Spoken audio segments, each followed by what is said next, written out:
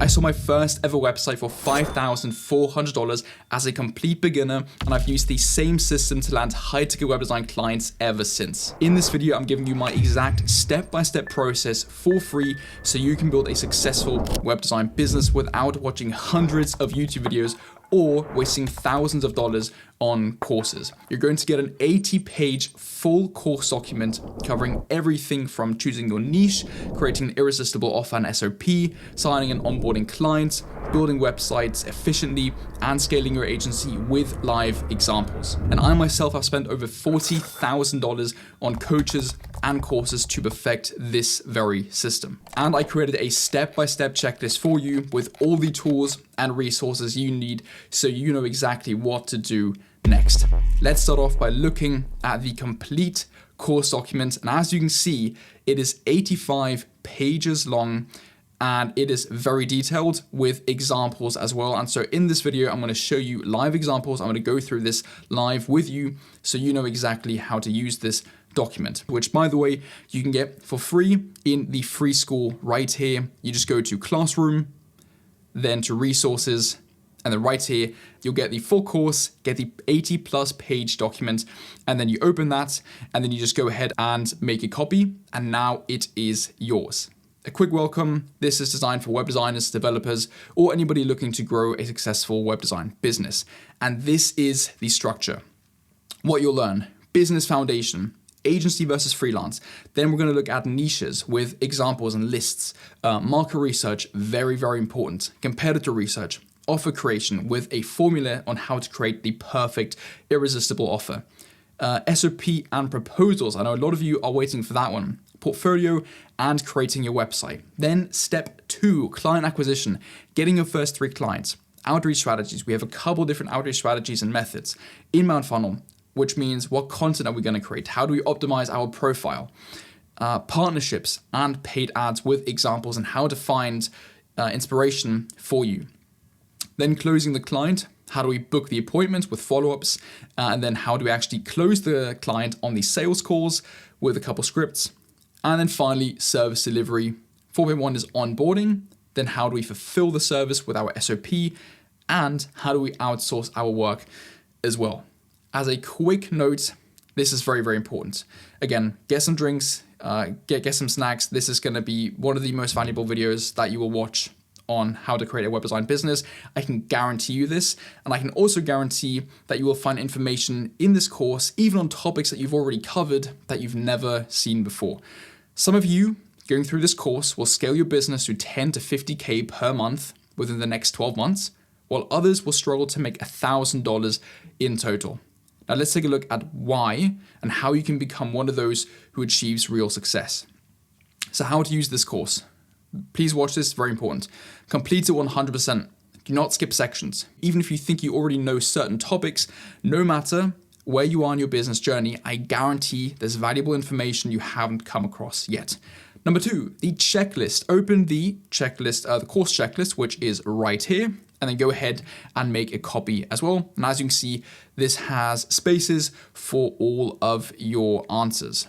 As you progress through the course, complete the to-do tasks after each section and check them off in your document. This will keep you accountable and ensure you actually take action. Value over money. Your goal should not be to make money. It should be to provide value, as much value as possible. The more value you bring to your clients, the more value or the more money you will naturally earn in return. Take action. Do not overthink it. Seriously, just start. The most important thing that you can do today is take action. Watch this video, take notes, and then go do the actual tasks. Go do the checklist tomorrow or even today. The biggest thing holding people back is waiting for everything to be perfect. Instead of spending weeks tweaking the perfect outreach script, choose one and test it with the market today. And finally, yes, you can. Read that again. Yes, you can. The only thing standing between you and your goals is you. Believe in yourself, take action, and build the business and life that you want and that you deserve. Let's get started. If you haven't yet, again, join the free group to get the document and then also get the checklist document. Also, we have exclusive content, free group coaching calls, and more in that free group. Number 1, business foundation. Every successful web design business starts with a strong foundation. If this stage is rushed or done incorrectly, everything that follows, client acquisition, service delivery, etc., will be far less effective. This section will guide you through the essential first steps, deciding between freelancing or starting an agency, selecting your niche, understanding your market, researching competitors, crafting an irresistible offer, your SOP, and website. Agency versus freelance. Let's start off with the very first decision in your business journey, choosing between freelancing and starting an agency. So again, this is just a note, regardless of whether you choose to operate as an agency or freelance, the core operations will stay the same because you can still outsource your work even as a solo freelancer. The primary difference is how your clients perceive your business online. So freelance, personal brand with a solo agency option. As a freelancer, your business is centered around you, your name, skills, and reputation from the foundation of your personal brand. Freelancing works well with those who value creative control and direct client relationships, but scalability may depend on how effectively you outsource. Agency, professional brand with a team approach. An agency, on the other hand, focuses on building a company brand that represents a team or entity rather than an individual. Agencies are ideal if you plan to scale operations, work with a team, and position yourself as a larger, more professional entity. My suggestion, start out as a freelancer or solo agency and build your personal brand. It's easier to build trust as a person rather than a logo, especially when you don't have any social proof as you're just starting out. And you can always switch later on. Then, of course, business setup. Once you've chosen your path, freelance or agency, it's time to set up the relevant infrastructure, such as designing a logo if you're building an agency, creating professional email addresses, deciding on a business name, buying your domains, etc. And then the to-do list is decide what type of brand you want to build, take 10 minutes, and then set up the infrastructure 1 to 3 days maximum. Niche selection. Having chosen your brand's direction, you need to select your niche. This will be one of the most important decisions you'll make, as it will determine who you work with and what your offer is going to be. Some of you won't want to niche down, but I highly recommend you do, and here is why. And again, even if you've already chosen your niche, you can either skip to the next section, which you can see down there, or have a look at what niche lists I have created, because there's a little bit of a twist that I don't think some of you or most of you have even thought about. So you'll be perceived as an expert in your niche, and why? So would you trust a general mechanic to service your Lamborghini? Probably not. You'd want an expert, someone who specializes in high performance cars and understands their unique needs. The same logic applies to businesses. If a general web designer and a web designer specializing in solar companies both pitch to a solar company, who do you think they would choose? That's right, the specialist. They've industry-specific experiences, understand the challenges and goals of solar businesses, and they can deliver a website tailored to their exact needs. Very similar to what you're doing right now. Why are you not watching a video for somebody on how to create an agency online, but you're watching a video on how to create a web design agency, a web design business online? Number 2 is you'll be able to optimize your service processes by creating SOPs, which we're going to have a look at very soon, making your business more efficient and effective. Your marketing efforts will be enhanced as your outreach and inbound funnels will be targeted and focused. This will increase conversion rates, which is very, very important. And then finally, it can lead to more referrals as your brand becomes more known in your niche. Now let's have a look at what is a niche. Industry. You can specialize in industries like health and wellness, or more specific like dentists. Then service, focus on services like high converting landing pages or booking system for service providers. And then finally, you can specialize via a tool. Become an expert in tools like Webflow or Shopify. And those can be paid very, very nicely as well. Now we have the web design niches document right here. And again, you can get access to all the links in the main course document. So this is it. We have the different niches. Here we go. We have industries, right? So you can either niche down into just roofing, into just flooring, or you can combine them. So your niche will be roofing and flooring companies. That works. Or you can branch out and be industry niched, such as home repair construction. So now, instead of just focusing on roofing and flooring, your niche is all of these different sub-niches. That allows you to be broader with how many leads you can get and how many clients you can target, but you'll still be perceived as an expert. Because I would rather hire a web designer who focuses on home repair and construction niches or companies rather than a automotive web designer or an events web designer. And again, here we can choose all of the different niches, and then we can go here to the document and fill in what we've been thinking about, right? So niche 1 could be roofing and flooring. Second niche could be home renovation, whatever the other one was, like construction. There we go. I would personally recommend you start with your skills, which could be design, right? So if you're a great designer, focus on those. So find niches that are great for design, which could be interior designers. Then I would focus on your experience. If you already have 5 years working in construction, such as being a plumber, you're going to know the plumbing industry very, very well. So that might be one thing to consider. Or if you don't have any of these, then go with something that you're interested or passionate about, which could be potentially fitness or content creators.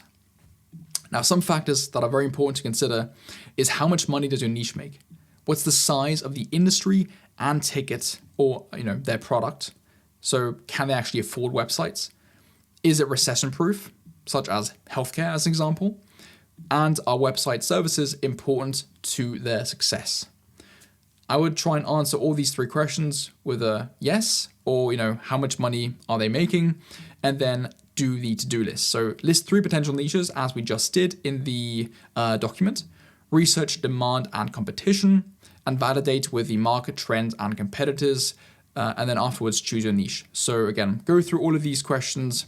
If you can answer all of them with yes to one of your niches, then go with that. And then at the end of that, choose one of the niches. So after you've written down your 3 niches, then you can select roofing and flooring as an example as your final niche.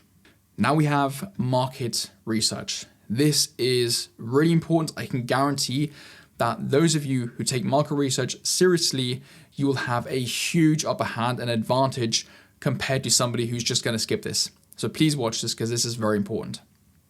Now that we've chosen our niche, so our target audience, we need to conduct market research to understand them better. Who are they? How do they run their business? And what are their challenges and goals? This is vital for creating an offer that truly resonates with our clients, because ultimately the market dictates what is going to work. The market wants what the market wants. However, it is also important to recognize that it is not just offering what the market wants, but what it truly needs. Sometimes our ideal clients don't even know that they need a website. They don't think they need one, right? But we know as web designers that that is something that they're missing in their operations. And it's not just what they want, but sometimes we need to make them see what they need. So number 1 is identify target audience. Clearly define who your ideal clients are. Who is your ideal client and what characteristics do they have? Business type, identify the specific businesses or professionals within your niche.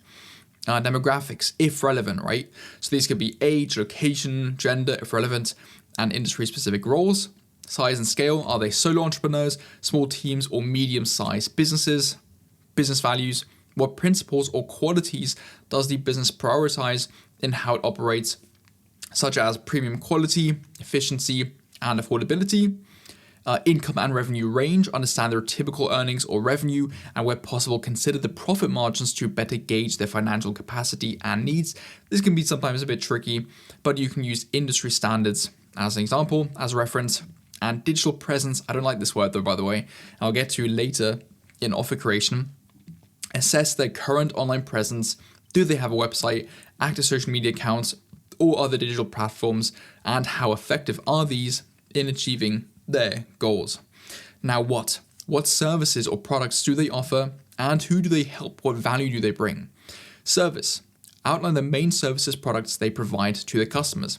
As an example, if our niche is, here we go, fitness coaches, right? This is just an example. Let's have a look at their packages, right? So packages, if we just go back to our document, right? What are the main services or products that they offer? They have a Pro Plus package, which could be 3 times 45 minutes one-on-one training sessions per week, or it could be 2 times 45 minutes per week. So it looks like their products, their packages are one-on-one trainings. Awesome. What we do then is we go ahead and go to our market research in the course checklist and write this down, right, in the who. So we would do packages and then one-on-one trainings, 2 or 3 sessions, right? Those would be the packages. And we would do this for every single step in the market research course or a checklist, and of course, over the entire course. Service pricing. What's the typical range of services that they provide? Let's have a look, right? So get started. It might be a call. Interesting case. So it is a call. So this might be a bit tricky to understand, to find out. You could either call them, right? So literally act as though you are a potential client of theirs and find out what their process is, about what their pricing is. That could also help you get some one-on-one feedback. Then if we go back, target customers, identify who they serve. Let's have a look at who they serve, if they have one. So bespoke programs, core pain transformations. Okay, so I'm guessing it is maybe middle-aged people, women and men that are overweight, that want to get in shape, right? Those are their problems. On failed personal training, what we do, that's what I look. So transforming health and fitness with a free mind and body Kickstarter session. Okay, so it might not be for a specific person or age or demographic because it hasn't said here. But again, for some it might be, right? Then value proposition, what unique benefits or solutions does the business offer its clients and what sets it apart? Convenience, expertise, cost savings. Let's have a look. So proven success, there we go. Success. This is expertise, right? Proven systems. We come to you. Awesome. Ultimate convenience and with mobile personnel, trainers that fit your schedule. Personal trainers that fit your schedule. Awesome. Another one. Personalized and no obligation. Get a custom plan and mindset coaching completely free with no commitment.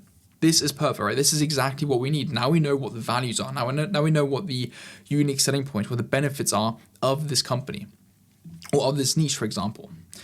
Then where can you connect with them? This will be for research and marketing, so outreach and content purposes. Social media, determine which platforms they use. Example, Instagram for visually focused businesses like fitness or restaurants. LinkedIn for B2B industries. Let's have a look, shall we? It should probably be at the very bottom. They don't. Okay, interesting.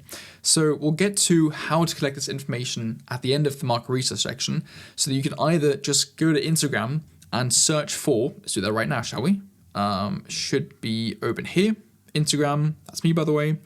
We can go to fitness coaches.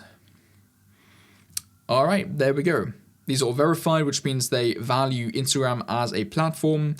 And if we just go to one, Zach, okay, 81,000 followers. Let's go ahead and follow. And this is how we get a lot more accounts.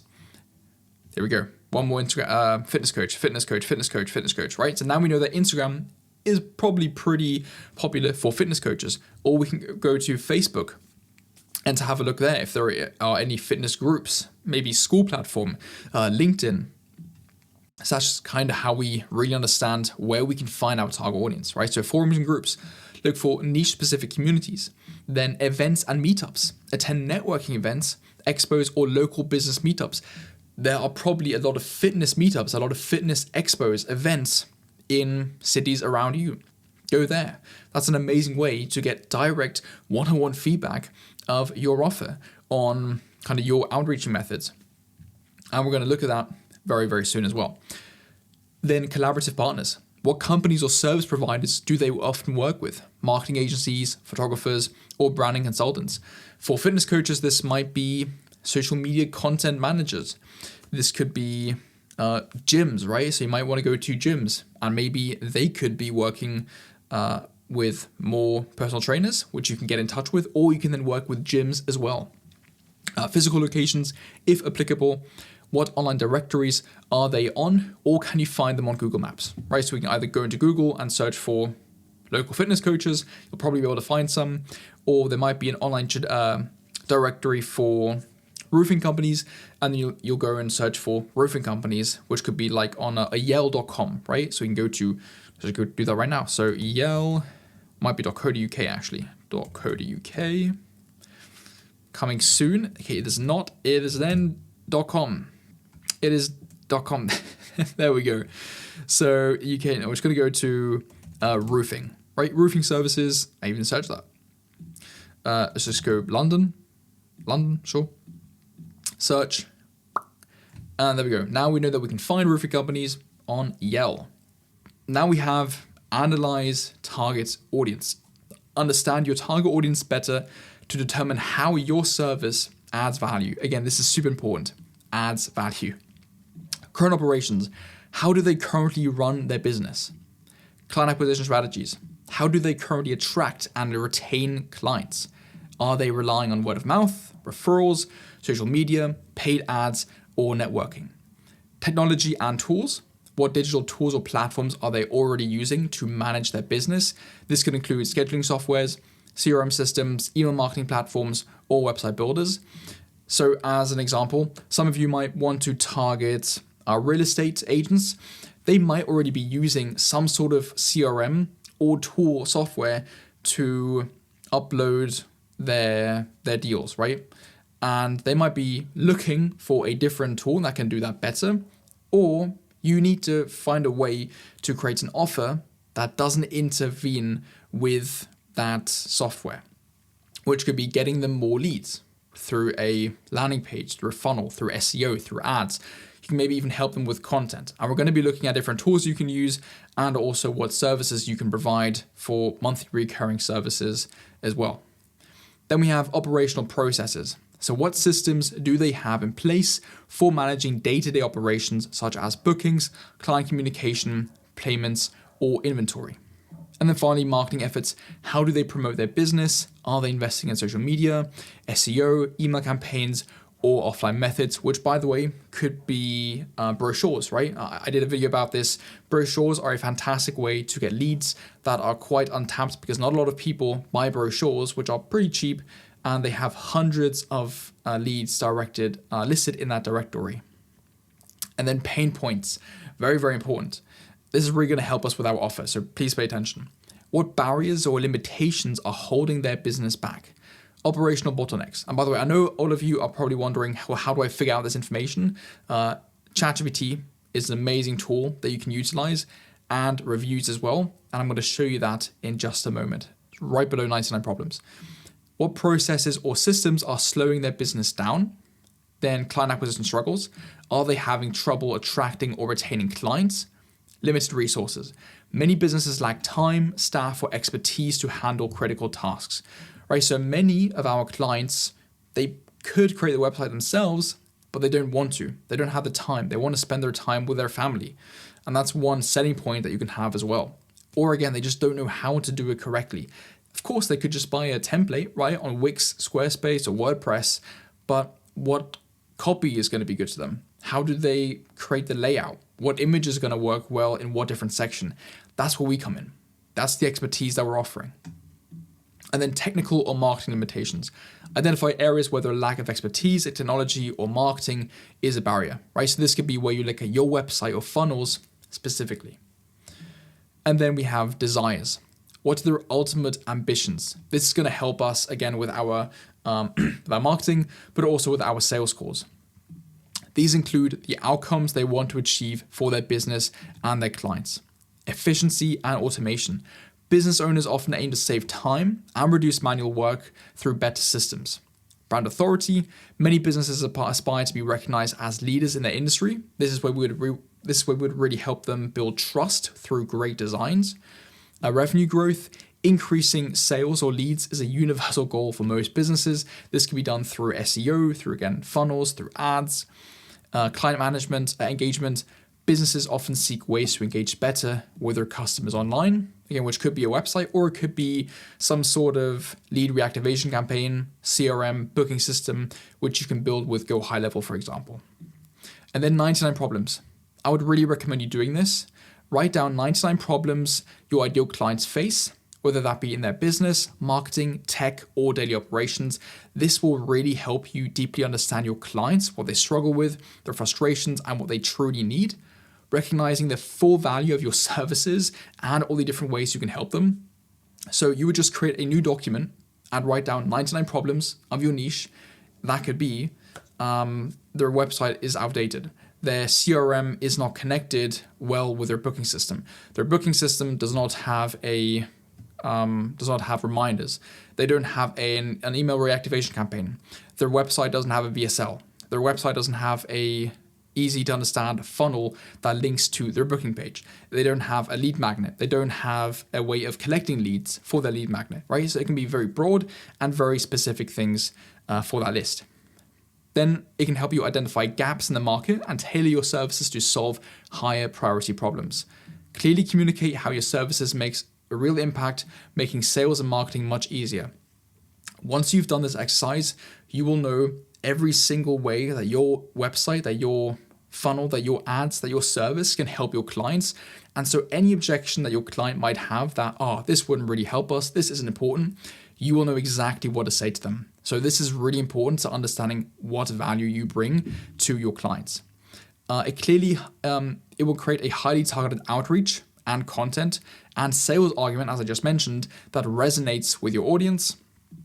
And it'll help you position yourself as a problem solver, not just a service provider, which helps you stand out from your competitors. Now we have, how do we collect this information? So search engines, use tools like Google, ChatGPT, industry reports, or studies to uncover broader trends in your niche.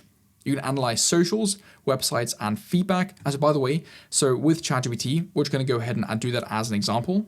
And then we're going to type in, again, this is very, very broad. I'm a web designer who wants to help roofing and flooring companies. What problems, as an example, would my services help them achieve their goals? List 5 main pain points they could have. List 5 main desires they could have. Just as a very broad example, I don't really know if this is going to get us a lot of deep insight, but I'll go into more in-depth ways of how to get a lot better data directly from the source, so directly from our clients. So here we go. 5 pain points: lack of online visibility. Many roofing and flooring businesses struggle to rank on search engines, making it hard for customers to find them. Boom. Now, how are we going to help them? This could be Google My Business, right? Getting them more reviews through Google review campaigns. This could be through SEO, through content, through ads. Then poor website design and user experience. Outdated or non-mobile friendly websites that drive potential clients away. Boom, easy. This is where our funnels, our websites come in, where our ideal website structure comes in. Low conversion rate. Even with traffic, visitors don't convert due to unclear call to actions, slow load speeds, or bad design. This could be with the help of lead generation, like here, right? So with lead magnets, because roofing and flooring companies often lack strong call to actions, lead forms, and integrations. So again, here we can create lead magnets for them, which could be integrated with a booking system, which could then be integrated with Go High Level. And we now already have a nice package and a monthly package with monthly recurring revenue for these services. Then some desires, obviously more leads and sales, stronger brand presence, better local SEO and rankings because they want to get more local clients, easy customer contact and booking. I've had talks with a lot of business owners that have a website, they're getting leads, but they're getting overwhelmed because they use WhatsApp, for example. And they're getting so many calls, they don't know what lead was who, where was this roofing client from. And so creating a lead management system with a CRM, creating a good integrated booking system will really help their workflow. It's not always about creating a nice looking website. It's not always about getting them more traffic. Sometimes it's just easing up their process at different stages of their business operations. And then it also shows us how we can help them with our services. Again, it's very broad, but I want to show you now how to do this a lot more effective. So analyze socials, websites, and feedback. Look at websites, social media, and testimonials, reviews, or case studies of your competitors, right? So let's identify some common challenges and successes of our target audience. And you'll find that we just did that at 1.3.2, analyze target audience.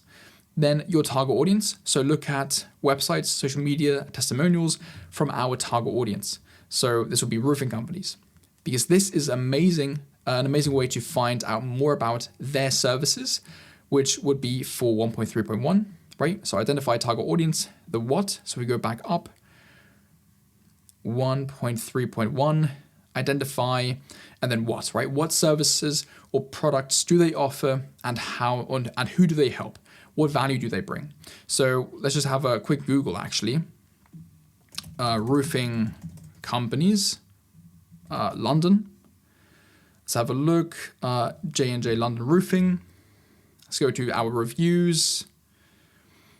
There we go. So the team are very professional, worked quickly, right? So maybe this is something that our clients really values, is quick work. I really like how they show the pictures of the work they completed on the roof afterwards. Great. This is now something that we know that their clients want, right? And we can use this in our content and our marketing efforts, outreach efforts. Communication was great throughout. Very pleased with the services and would highly recommend. There we go. Work done on roof tiles weren't in line with the gutters. I was informed honestly of what needed doing and was more preventative work. So they did great work for good price and were punctual and tidy. Again, punctual and tidy. This is something that their clients really appreciate. So now we have some ammo for our marketing efforts. And then again, the same applies to web agencies that create websites for roofing companies, because therefore we can find out what our clients like and we can include that for our own offer. Also, I would start with the above mentioned methods. So first do secondhand evidence gathering or research, which will be through search engines or through their websites and feedback, testimonials. And now we do the first-hand research. Genuine conversations. Have direct conversations via social media. You can reach out directly or via groups. And again, I'll show you this in the outreach module very soon. Networking events or visiting your clients if they have physical locations. Surveys and polls. Create short surveys using tools like Google Forms or Typeform. Then competitor feedback. If possible, engage with clients who have worked with your competitors to understand what they liked about their services. And so this way we can find out how we can create our own structure, how we can create a good onboarding system, what our clients want to see in our services. Then test offers, so present mock service packages or ideas to gauge interest and get feedback. And as a pro tip, offer gifts or something in return when having conversations with your target audience. So when I started my business, I went into a group and I got in touch with the admin and I asked if he had some time to hop on a call. And we had that. And I got a lot of valuable information from that call because he was in that industry. And he told me, this is exactly what our businesses need. This is what we don't need. And that helped me create an offer that was effective for those clients. To do, identify your target audience and select 10 businesses. Then identify where to connect with them, analyze that target audience, and then connect with them ongoing. And then we do that in our checklist. So market research, select 10 businesses of your ideal clients, so roofing companies, and write down again, who, what, where can you connect with them, then their current operations, pain points, desires, etc., etc. Now we have competitor research. Before we can create an irresistible offer, we need to dive into competitor research to uncover what's already working in the market and where the biggest opportunities lie. Make sure to focus on direct competitors, right? This is very important. Don't just focus on general web designers, focus on web designers who help fitness coaches. As an example, identify competitors. Search for competitors in your niche via Google, social media services, service platforms, or with the help of AI. Now, I briefly did this earlier, and I found this, right? So this is websites for coaches. Fantastic. Websites and business tools for fitness coaches. This is a direct competitor. This is going to be amazing for competitor research. Now let's have a look at what we need to analyze. Analyze competitors. Find out what your competitors are doing for their clients that you can model. Analyze websites. structure, key features, elements, blog, SEO keywords and ranking, FAQs, call to actions, right? So right now, let's do this.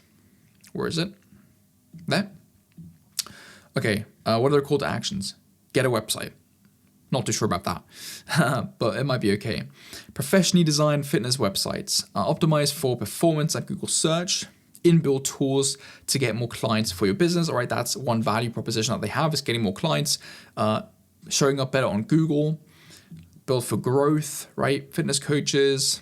Okay, they have integrations. So this isn't just a website, right? It's probably more of a kind of CRM as well, booking system, designed to impress. View our themes. Okay, so they might be doing some sort of template selling, optimized and powerful websites. Okay, so they are really highlighting the traffic side of things. So that's one thing to keep in mind. Automatic updates, 100% hassle-free. Ironclad security, optimized for mobile and SEO. Again, they're mentioning SEO quite a few times. Calculate your monthly savings here, right? So streamline your entire coaching business with our game-changing business hub bolt-on. Awesome. Their process, etc., etc. Then services and pricing. What do they offer? What are their prices of packages? Keep the size and experience of your competitors in mind, by the way, right? So these might be huge companies. Let's have a look at pricing. Boom. Right, cool. Now we know roughly what your competitors are pricing their services for. Website package. Okay, so they're doing a subscription. Why are they doing subscription model? Maybe this is a good way to do it for fitness coaches. Is this something that we should keep in mind, right? These are some questions that we should be asking ourselves when we're doing our market and competitor research. This is their second tier, so $200. Then their only business hub suite, £130 per month. And again, make sure to write this in your, we just did this right in market research. Now let's do it in competitor research as well. So analyze their website, their service pricing. Let's have a look at some USPs, right? Let's have a look at they have some unique selling points. About why us? Okay, here they must have some unique, okay, here we go. Websites versus Wix. Okay, this is their exact unique selling point. We get it. How do we compare? All right, so hosting included. Okay, not really. Specifically industry designed. Okay, that's their unique selling point. Unlimited bandwidth, core web vitals, optimized, powerful, simplified editor, dedicated account manager. Okay, that might be one thing, right? They have a manager to help every one of their clients out. Priority support without the worry of breaking it. There we go. Right, so no more guessing. So they're taking a lot of the guesswork, a lot of the confusion around websites out of their clients' minds. You're not left on your own with your content, optimized for speed and performance from the word go. There we go, right? Cool. That gives us a rough understanding. Again, this is just one, right? So in total, we want to find 5 competitors and do this analysis for all of these. But again, make sure to find the best of the best. Don't get a website designer, website agency for fitness coaches, but they're terrible, right? Try and find your competitors that are actual competitors, like that are at the best stage in the industry. Then, identify unique selling points. Then evaluate marketing strategies. So social media, blog content, ad campaigns. Let's have a look if they are on social media. Here we go, Instagram. Let's take a look. Website for coaches. Okay, it's a decent, username. Okay, they actually, here we go, right? So now for later on in the inbound funnel content section, we now have an account that we can look at for inspiration. We don't know, if they're doing well. 36 likes, 3 likes. Okay, they're not doing particularly well, but still this can give us an example of what content we could create. And then of course do much, much better because they're not doing too well. But I mean, it looks okay. If they can funnel a bit of traffic here, it might boost their credibility potentially, a couple of thousand followers, but they might need to do a little bit better with their content. And then we have analyze social proof. So you can find amazing insights, as we talked about earlier, into what they do well or bad by looking at testimonials and reviews. So website, Google My Business, Trustpilot, Clutch. Let's have a look if they have any. I'm not too sure. Okay, they don't have any reviews, which is not too good, right? So that's one thing that we definitely need to focus on. It doesn't look like they have any reviews on their website, which is a very which is a big no-no. The numbers, okay, you've seen growth, but there are no direct reviews. So that's one thing that, is a red flag here. So that's one thing that you would look at. Then case studies. So this is great for key and unique deliverables and processes. So if we look at our competitors, such as a web design agency that helps roofing companies, and we look at their reviews, we look at their case studies, then we can see what pain points their clients had, which would be our clients. We can look at how they created a unique system to overcome that pain point. And then identify gaps. What do competitors lack, and highlight how you can differentiate yourself. And the to-do list is identify and shortlist 5 competitors, 1 to 2 hours, and then analyze the competitors as we just started to do. And then make sure to write this all down here. Then we have offer creation. Very, very important. So please watch this, because this is very important, because we have a formula as well. With your market and competitor research in hand, it's time to create an offer that directly appeals to your niche. A great offer doesn't just sell, it solves a problem, right? This is what we're doing. We're solving problems for our clients. If it fills a desire and creates undeniable value. This section will show you how to create an irresistible offer. So I want you to remember, value is added when pain is alleviated, and pain is alleviated when problems are solved. So in order to add value to our clients, we need to alleviate pains. And in order to alleviate pain, we need to solve problems. So in order to make money through websites, we need to solve our clients' problems. And that's by Charlie Morgan, I think. What makes a great offer? Clear value proposition. How does your service solve a specific problem or deliver an outcome your audience desires? Example could be, we create highly converted websites that help service-based businesses, that's their niche, double their inbound leads, that's the promise, the value, in 90 days or less, or we work for free. This is the guarantee. And we then have specific outcomes.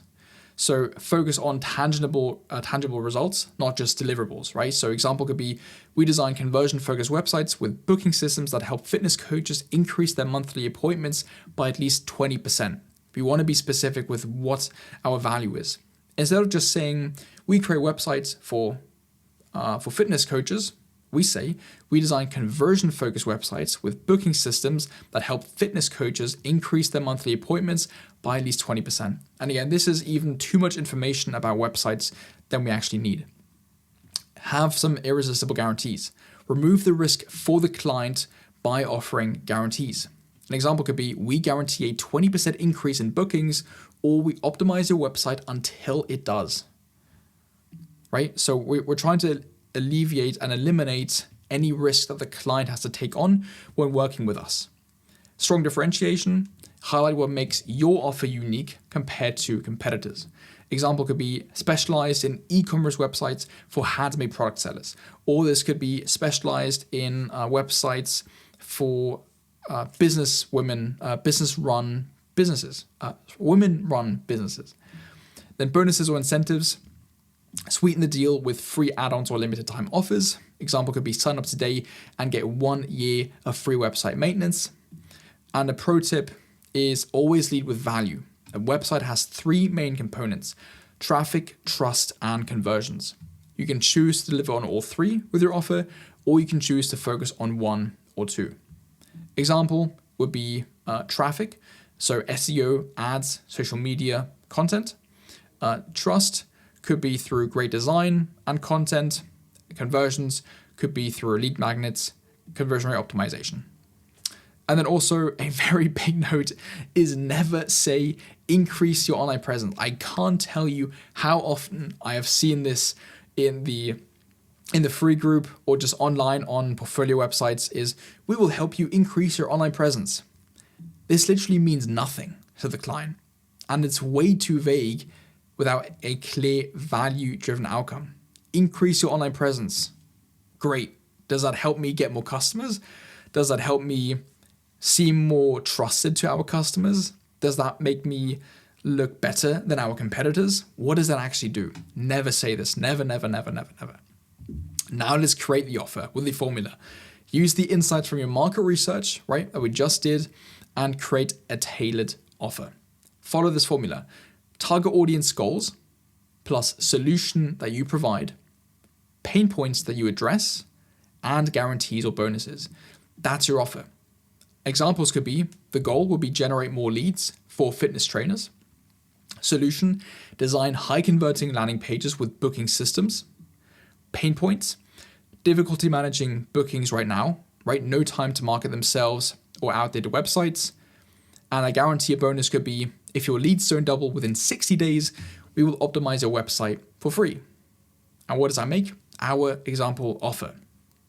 We design high converting landing pages for fitness trainers that integrate with booking systems and double your leads within 60 days, or we will optimize your site until it does. There we go. That's an example offer. So make sure to use this rough formula guide as a guide.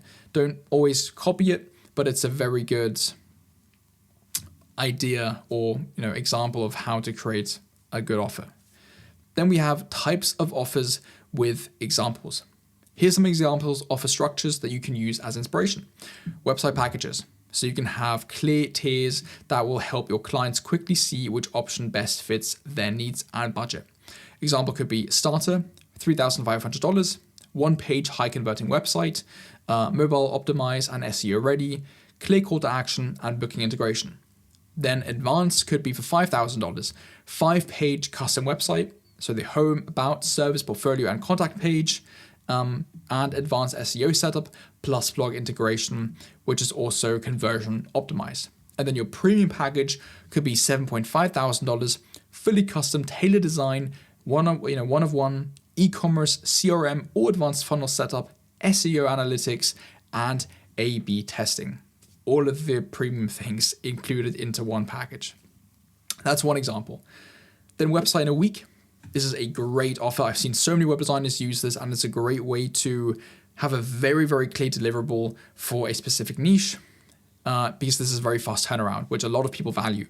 This is best for entrepreneurs who need quick turnaround and are willing to work with templates, and also offering a website in a week service at a fixed price makes decision-making easier for clients with urgent needs. So if I go to a client and say, hey, I can write a website in a week with all of these deliverables, and that's going to help you, get more local clients through SEO. It's conversion optimized. It's a booking integration. In 1 week, we're done, finished, ready to go. Rather than going with an agency that can potentially take 2 months or 3 months to create maybe a bit of a better product, but it's going to take a lot more time to actually then get results. Plus, once the website is launched in a week, there's always more that you can do and extra services that you can add as well.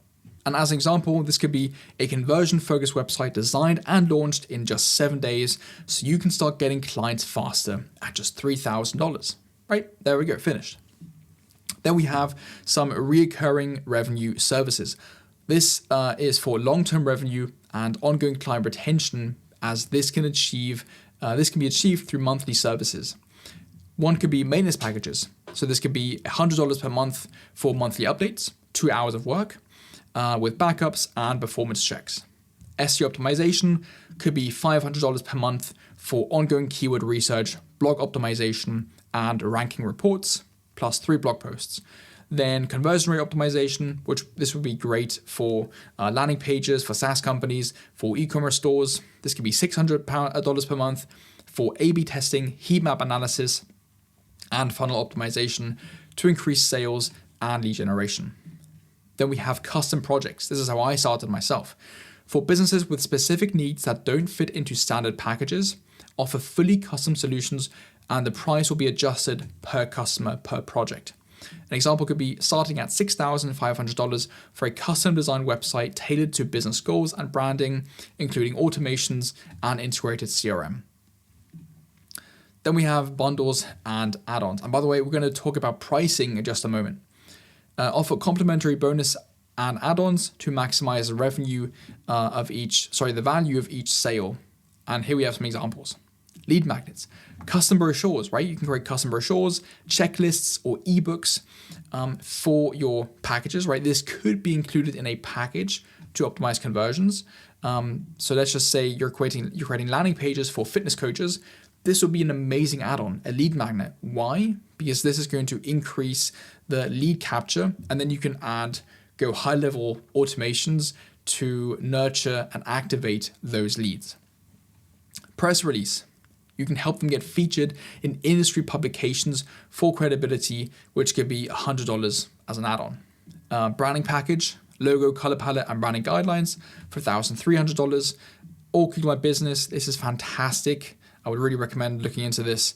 Google My Business setup for local SEO, $350 add-on.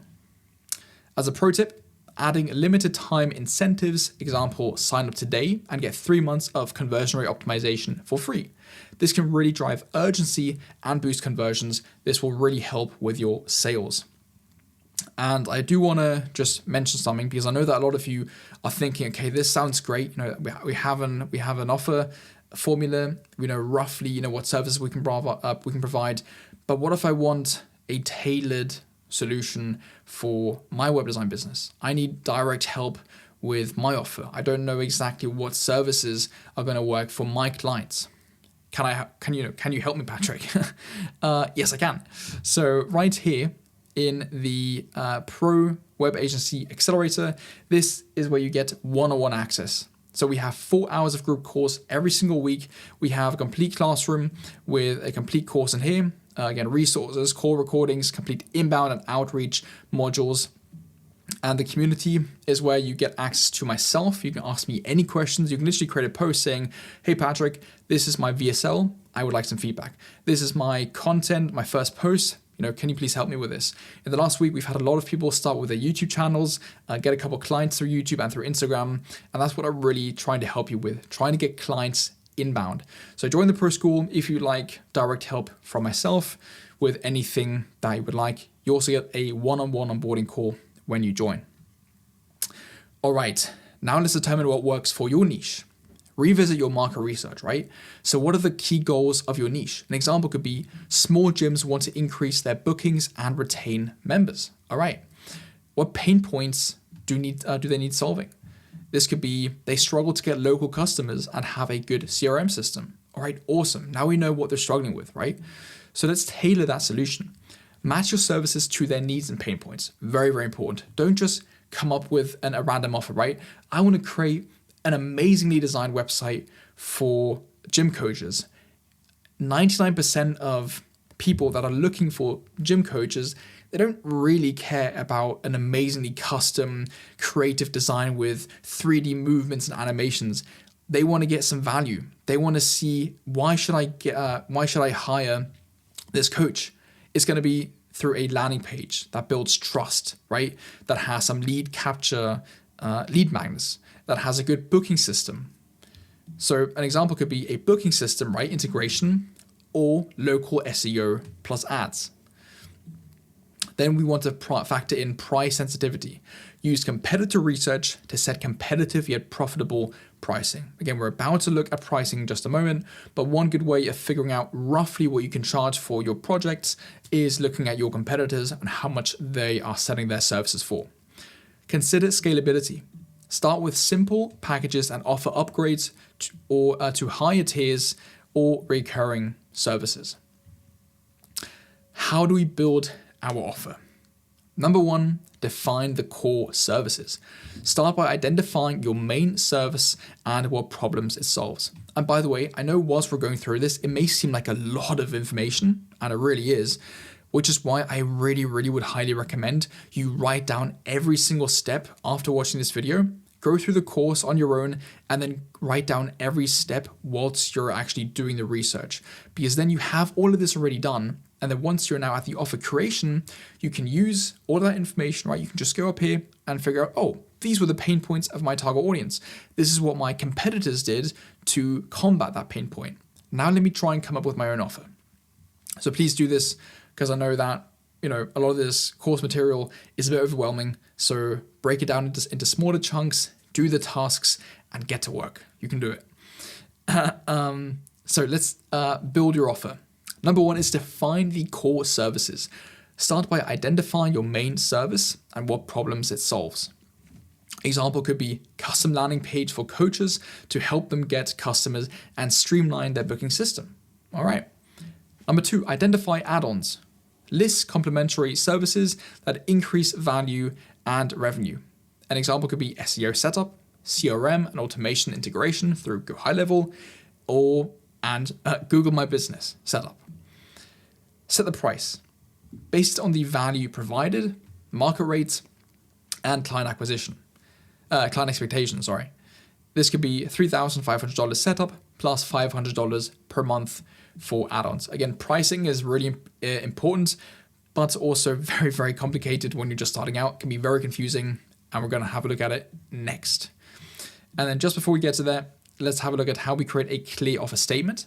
Use the following formula that we had a look at earlier to create your offer that highlights the benefits, not just features. Again, it's very important. Do not focus on features.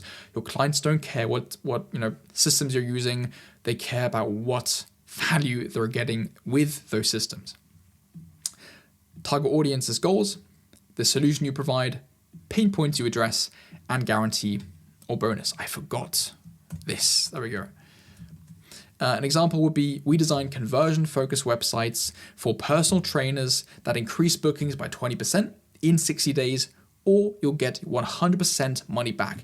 Now that is an offer that is very hard to resist, right? 100% money back if we don't get more bookings in just 2 months.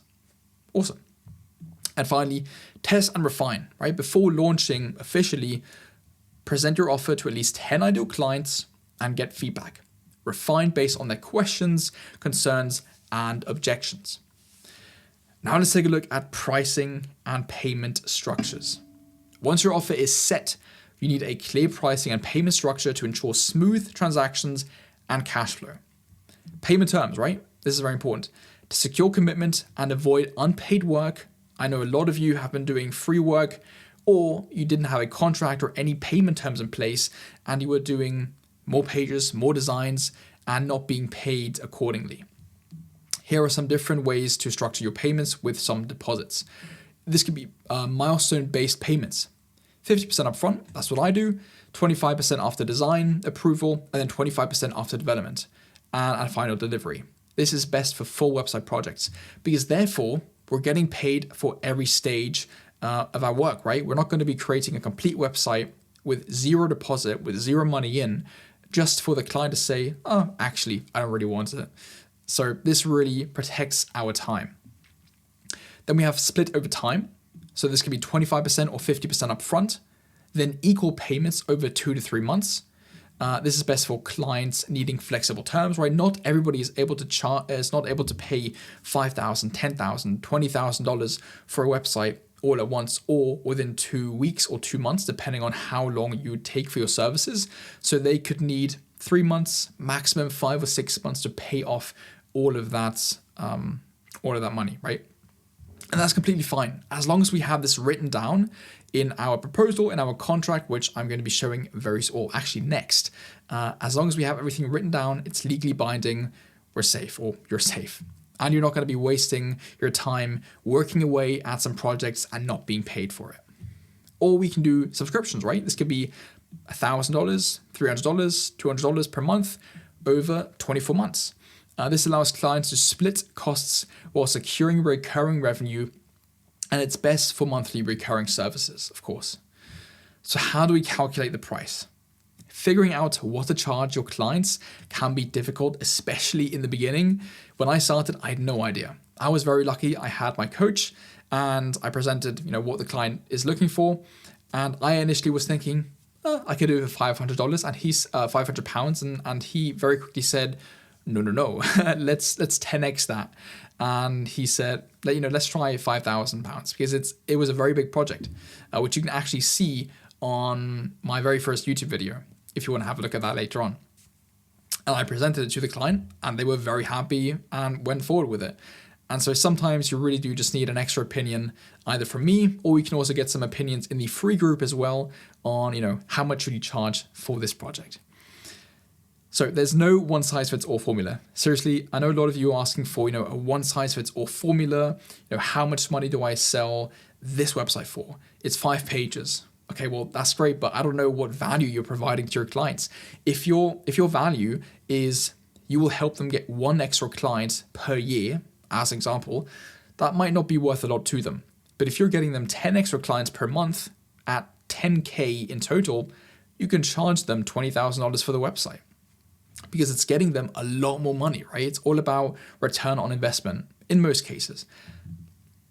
Oftentimes, you do just need to present a price to the clients and see how they and the market reacts. So as an example, if you go on a sales call and you have no idea what to sell the website to, you can just start out at $3,000 if it's your first project and see how they react. As long as you're pretty good with your sales calls and you actually believe in the value that you're providing and you can show them, you can demonstrate how valuable this website is to their business, they will probably be very happy to pay that money. And then the next project, you can be, all right, let's do 4,500 and see how they react. Obviously, don't say it like that, but always slightly increase your prices. That's what I did. But I would always recommend increasing your prices, right? Until you've hit a good range of them for the market and your service, which is, by the way, the value that you're providing. Again, the more value you're providing, the more money you can make.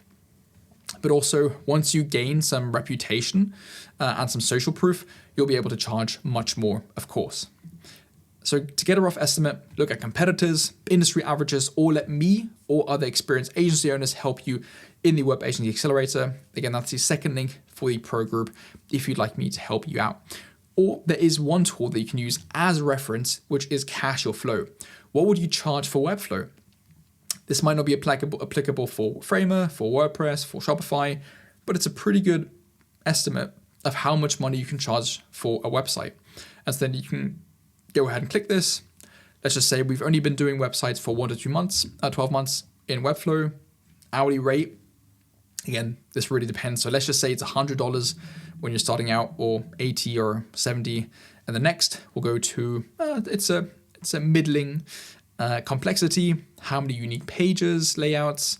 Let's just go to medium complexity. We'll do blog and case studies and Zapier integration. Next, it's business as usual. Actually, it's we can't wait.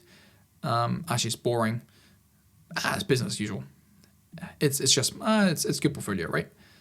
Go next, and then we'll go ahead and calculate, and there we go, $5,000, right? Just as an example. So this is one tool you can use as well. This is a checklist for a strong offer. Does it solve a specific problem or specific problems? Does it have clear benefits and outcomes? Very important. Does it include a guarantee or incentive? Is it priced appropriately for your niche? Does it differentiate you from competitors? Again, there's always some way that we can be different from competitors. This could be with services, with speed, with customization.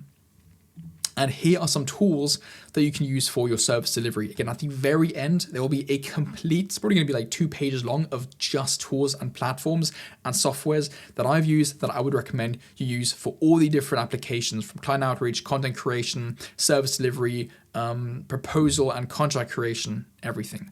So for web development, we have Framer, of course, which is actually what I am using right now. I've switched from Webflow because I'm changing up my offer myself. This is fantastic for more simple websites, I would say, especially for landing pages. And I'm going to be looking at this in just a moment for when we create our own website with a detailed structure that I've created just for you. Then we have Figma for UI and UX design, or Relium, right? And I'm going to be looking at this next in the SOP creation as well. So this is a great way to do some UI design and really help make websites a lot faster, or build websites faster. And then, of course, we have SEMrush, Ahrefs, Go High Level. You'll get a 30-day free trial with this. This is fantastic for automations, integrations, anything where you want to sell monthly recurring services. Oh my God, you need to try Go High Level because there's so many different things that you can do with it. So to do, use the formula provided to create 2 to 3 tailored offers for your agency and highlight the value, outcomes, and unique aspects of each. This should take you roughly 1 to 2 hours. Set your pricing and payment structure, 1 to 2 hours. Decide what tools you'll use for the service delivery, 2 to 4 hours. Again, I would try and test different versions. Have a look at what your competitors are using. You can also use different Chrome integrations to see what your ideal clients' websites are being built on. Maybe they're all being built on Go High Level. then have a look at why, right? Why would Go High Level be a good fit for you?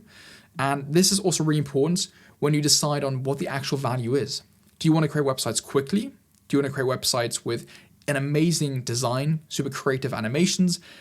Depending on those two different variables, you might be using different tools.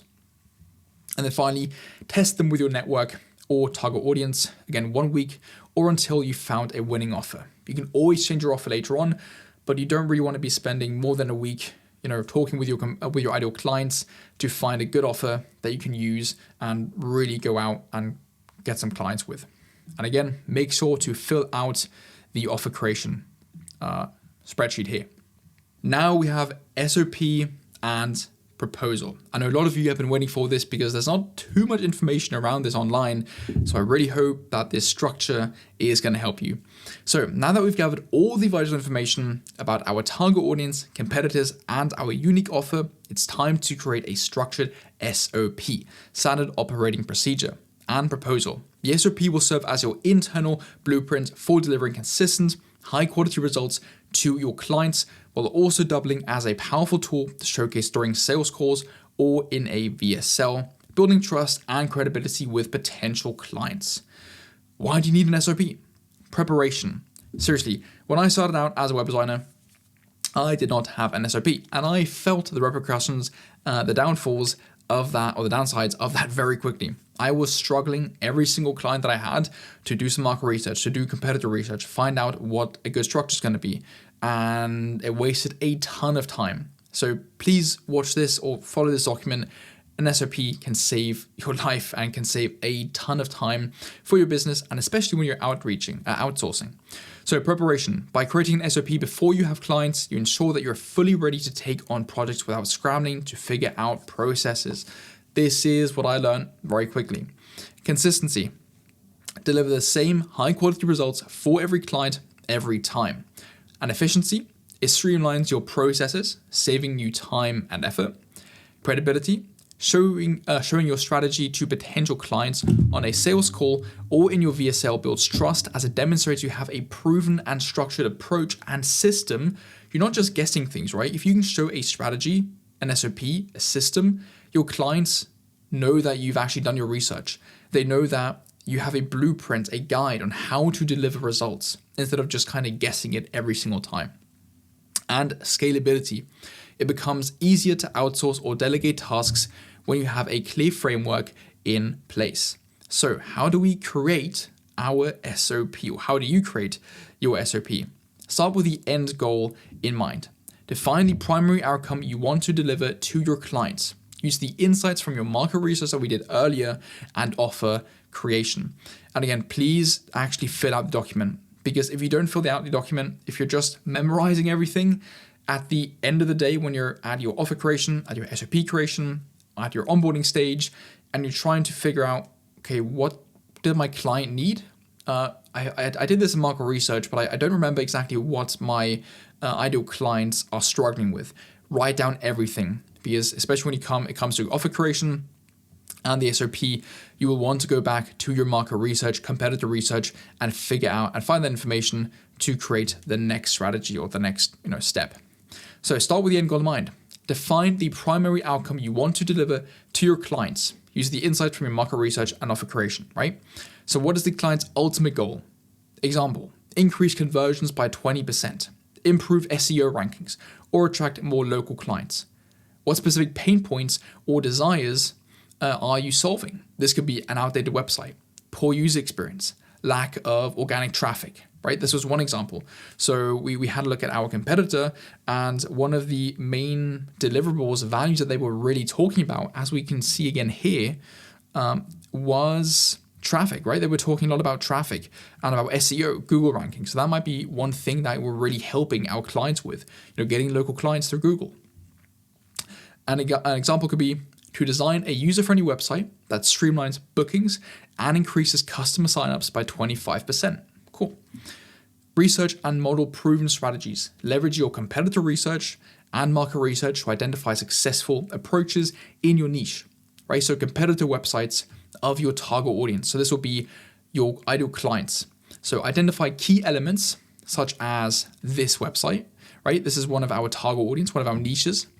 They use some such as portfolio layout, call to action placement, design styles, testimonials, page structures, etc. So let's just take a look. These might not be the best, but it's just an example. So, okay, we have 3 main benefits written here, and I'm gonna cover this in just a moment in the ultimate website structure as well. So that's one thing we can note down, right? So if we go back to our document, we can go to outline your SOP. I'm going to get to that in just a moment. And templates and examples. So we can then go and screenshot this and include it to our SOP. And I'm going to show you how you can create an SOP in just a moment. Another thing could be this, right? So reviews would be the second thing on the list or in the structure of the website. Then, okay, what we do, cool, we're going to write this down. And then why you can't fail when you invest in your mobile. Okay, so their call to action is contact us.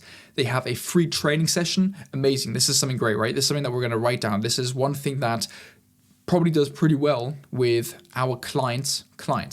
So we want to keep this in mind for our own websites, right? This could be something that we can offer or mention to our clients. You know, by the way, your competitors, something that's working really well is offering a free training session.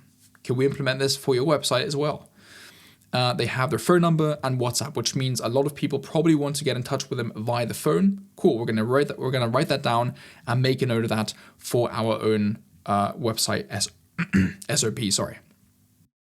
Then case studies. Analyze detailed case studies from your competitors. So from our competitors or agencies in your niche, look for specific deliverables, workflows, and results they've highlighted. Now, unfortunately, these guys don't have any. So we're just going to go back and look for any other web design agencies. Okay, so actually, instead of going for fitness coaches, I wanted to show you a general web design agency that does something really, really well. That's made by shape.com. I featured them on this channel before, actually. So let's go to work. I have some case studies. Here we go, refreshing Gary Neville's digital presence. Interesting, they actually used that word, digital presence. Very interesting. I did not expect that, to be honest. We were tasked to reimagine all aspects of Gary Neville's brand, from his personal brand identity through to be carefully architected site structure, duration, industry personal branding. We have some visuals, website exclusive yet progressive. Let's have a look if they had any pain points. Maybe not, because this was, okay, they didn't, unfortunately. Let's go to complete branding overhaul for digital performance agency, crafting an SEO identity with impact. Let's take a look. So clients, Monday clicks. Most SEO agencies and content writer agencies are stuck in their ways visually. Are we wrong? Is that a bold statement? Hear us out. Okay, so this might be one of the unique selling points that, in this case, our competitor used, right? So in our experience, that was proven with thorough research, most SEO agencies concentrate on the data, interesting, and the statistics to show their capabilities. This is great, but if the website is hard to navigate and understand, it will turn off a lot of the audience. Abby and Monday Clicks came to us with a clear brief, showcase our abilities and make the site cool and easy to use. All right. So these are some things that we can write down, obviously before in our competitor research, but that's one thing we can use for our SOP as well. Then, we had a look at this, right? So case studies, then templates, use platforms like Behance, Dribbble, or Clutch to identify trends and high performing examples. So if we go to Dribbble, we go to coaching business landing page, or we'll go to fitness coaching landing page. Again, Dribbble might not be the best platform to find accurate visual representation because most of these designs aren't actually used online, but it can help with finding an industry average or industry trend. So as we can see, most of these websites are in light mode, so not dark mode. Maybe this has a reason, right? So if we then go to other websites such as Pinterest, or we go to Behance, or we go to awards.com, or many other inspiration websites, I made a complete video on the best inspiration websites to use. Go check that out. You can go and have a look at multiple different sources and just see what the average trend is. Because again, the trend is your friend, not only in trading, but as we can see here, maybe a light themed website makes the most sense because it's friendly. Use green, right? As some of these websites have also used, just as an example. Then templates, then unique differentiators, pinpoint areas where you can innovate or improve on their approach. So as an example, comparing to the website that we have, actually comparing to this website, we can really focusing on the pain points of our clients. And that's one thing we can talk about in our SOP, right? Have a section for our own website that really talks about the pain points of our clients. Because if we go to shape.com, their main website, I mean, they don't really need to pinpoint pain points because they're so big, but that's one thing that we can then add to our own strategy or to then the strategy of our websites for our clients. Then define your SOP. Once you've done your research, use the information to define your own SOP. This can cover the entire client process as shown below, or just the service delivery stage. You'll combine the best practices from your competitors with your unique approach. The SOP should cover the following key areas. Client onboarding. Outline how you onboard clients, including what information you collect, example goals, brand assets, audience insights, and how you establish expectations. Again, this might be clear now, and we're going to talk about client onboarding later on, but sometimes if you're working on a couple different projects at the same time, you want to make sure that you really collect every asset, every piece of information. And so having a checklist, having an SOP written down that you follow every single time you get a new client is really going to help you. Plus, like we mentioned earlier, if you outsource your work to a project manager, this can give them a clear blueprint and make sure that they actually collect all the information that you need or that the service provider's team will then need. Then project planning. Detail how you prepare for the client, for the project, including research, creating a timeline, and mapping out milestones. So execution, service delivery. This is probably the most important aspect because a lot of you want to create an SOP for service delivery for the actual website that you deliver. Gather inspiration and references. Include example wireframes, screenshots of successful websites, descriptive text that outline best practices for each section, etc. You can use one of your portfolio pieces, which is the next section, or actual client work for this. And so as an example, if we go to Miro.com, this is a great tool, or Reloom, right? You can also use Reloom. You can then create an example wireframe for your SOP. So if we go to shape, and we go here, this is then our website. And then we create another shape. We'll just copy this. Here we go. This is the hero section. Right? And then we can write hero, if I can spell. And then we know that because of our market and competitor research, we know that roughly, on average, a structure that works really well would be highlighting reviews right underneath the hero section. And then afterwards, it could be client success stories, right? Not just reviews such as 5-star rating, but it could be actual client success stories. So client success stories. And then on the side, we can add some notes. So we can just type in, make sure to show before and after shots of the clients. And then you can use an example. So you can, let's have a look at the example that we had before. Right here, right? So then we can go ahead and screenshot this, one of these. We'll use this one. Go back to our Miro board and drop it there. Oh, that's very big, right? And there we go. So we can either add this to the side as an example, or we can add this here somewhere, right? And so this is then one thing that you want to either share with whoever, who's creating the websites, or you can then create this in a nice draft and screenshot it and put it onto a SOP document, such as a Word document or Google Docs document. Then step-by-step delivery process. Define how you will use the references to design, develop, and implement the website, right? So it could be, if you go back, you could write down here, use the images collected in our onboarding section to then create a before and after with X tool. And make sure that it is usable on mobile, as an example, right? Then customization and unique features. Specify how to adapt the SOP to each client's specific needs whilst leveraging standardized best practices. Once you've done all that, we now need to go to the quality assurance and revision section. Specify how you'll test your work, get client feedback, and address revisions whilst managing scope. Then final delivery and handoff. And again, we're going to be talking about this later on in the onboarding and client service fulfillment section, but there's just a brief overview of how to create it for the SOP. Ensure the client knows how to use the deliverables and how to turn finished projects into case studies. And then post-project support, define your follow-up support process, including optional maintenance, upsell opportunities, and requesting reviews, testimonials. So you could write down in your SOP document, make sure or use this email, template structure and send it to client 3 days after client completion. Ask for a review and include this link, right? Really make sure that everything is detailed so that not only you don't forget a step, but also any other team members don't forget valuable and important steps, or collecting information, using the right tools for service delivery, etc.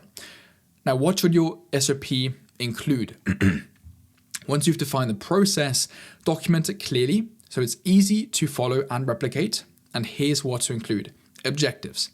What problem are you solving for the client? Right? Example could be create a mobile-friendly website to increase conversions and improve their user experience. Tools and resources. List all the tools you'll use for each step, such as SEMrush for SEO, Figma for design, and Framer for development. Step-by-step process. Break down each phase into actionable tasks with details on how to complete them, as we just talked about. Then timelines. Define how long each step should take and include deadlines for milestones. Then quality standards. Set benchmarks for quality to ensure consistency, such as site speed below 2 seconds, SEO score of 90 plus, etc. And then templates and examples. Include templates as we just showed, sample designs, or reports you'll use to streamline the process. Now we come to proposals. A proposal is a formal document that outlines the scope of work, deliverables, pricing, and terms of your service, ensuring both you and the client are aligned before moving forward. You'll use this during the sales call process as well. And I'll show you just some examples here in a moment. Here we go, proposal template, right? So here we can have a look at some example proposals. Then we have, let's see, where else? We have some other proposals actually, I think. Oh yeah, Bonsai, right? So Hello Bonsai is another great tool that you can use for proposals, and I'll show you that in a moment as well. And so these are some just great visually looking proposals. You don't need to create a really nice proposal, by the way. It can just be a 1-page, 3-page document on Word or on Google Docs with all the information needed, such as pricing, timelines, which I'll show you now. But if you are a visual agency, such as we are, web designers, I think it does help to make it look nice. So why do proposals matter? A proposal turns the client's needs and your strategy into a structured, professional document that builds trust and makes your offer tangible. What does a good proposal include? It includes a cover page and branding, as you just saw, business name, logo, date, and client details. Problem statement, a summary of the client's main challenge based on your discovery call. We'll go through that later on. Research and competitors, present the research you've done on your client's competitors. Then your strategy and solution, how you'll solve their problem with key deliverables. This can be linked to your SOP. So you can briefly showcase your SOP, the wireframe, the structure in your proposal. Then project timeline and milestones, expect timelines for each phase, pricing and payment terms, pricing structure, one-time milestone, is it a one-time milestone based or is it a retainer? Then guarantees or risk reversals, very important, any money back guarantees or reassurances.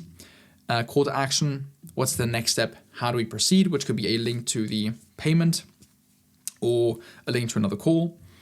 And also T's and C's. This is very important. So make sure you have some sort of T's and C's contracts. I know a lot of web designers who didn't have a contract, and once they started the work, the client asked for another page, asked for a new design. And because it wasn't written in contract, in black and white, the web designer had to do it, or they felt compelled to do it because the client wouldn't pay them unless they did it. So having some T's and C's is super important. So include key terms such as payment policies, project scope limitations, and revision policies, ensuring it doubles as a contract to protect both parties.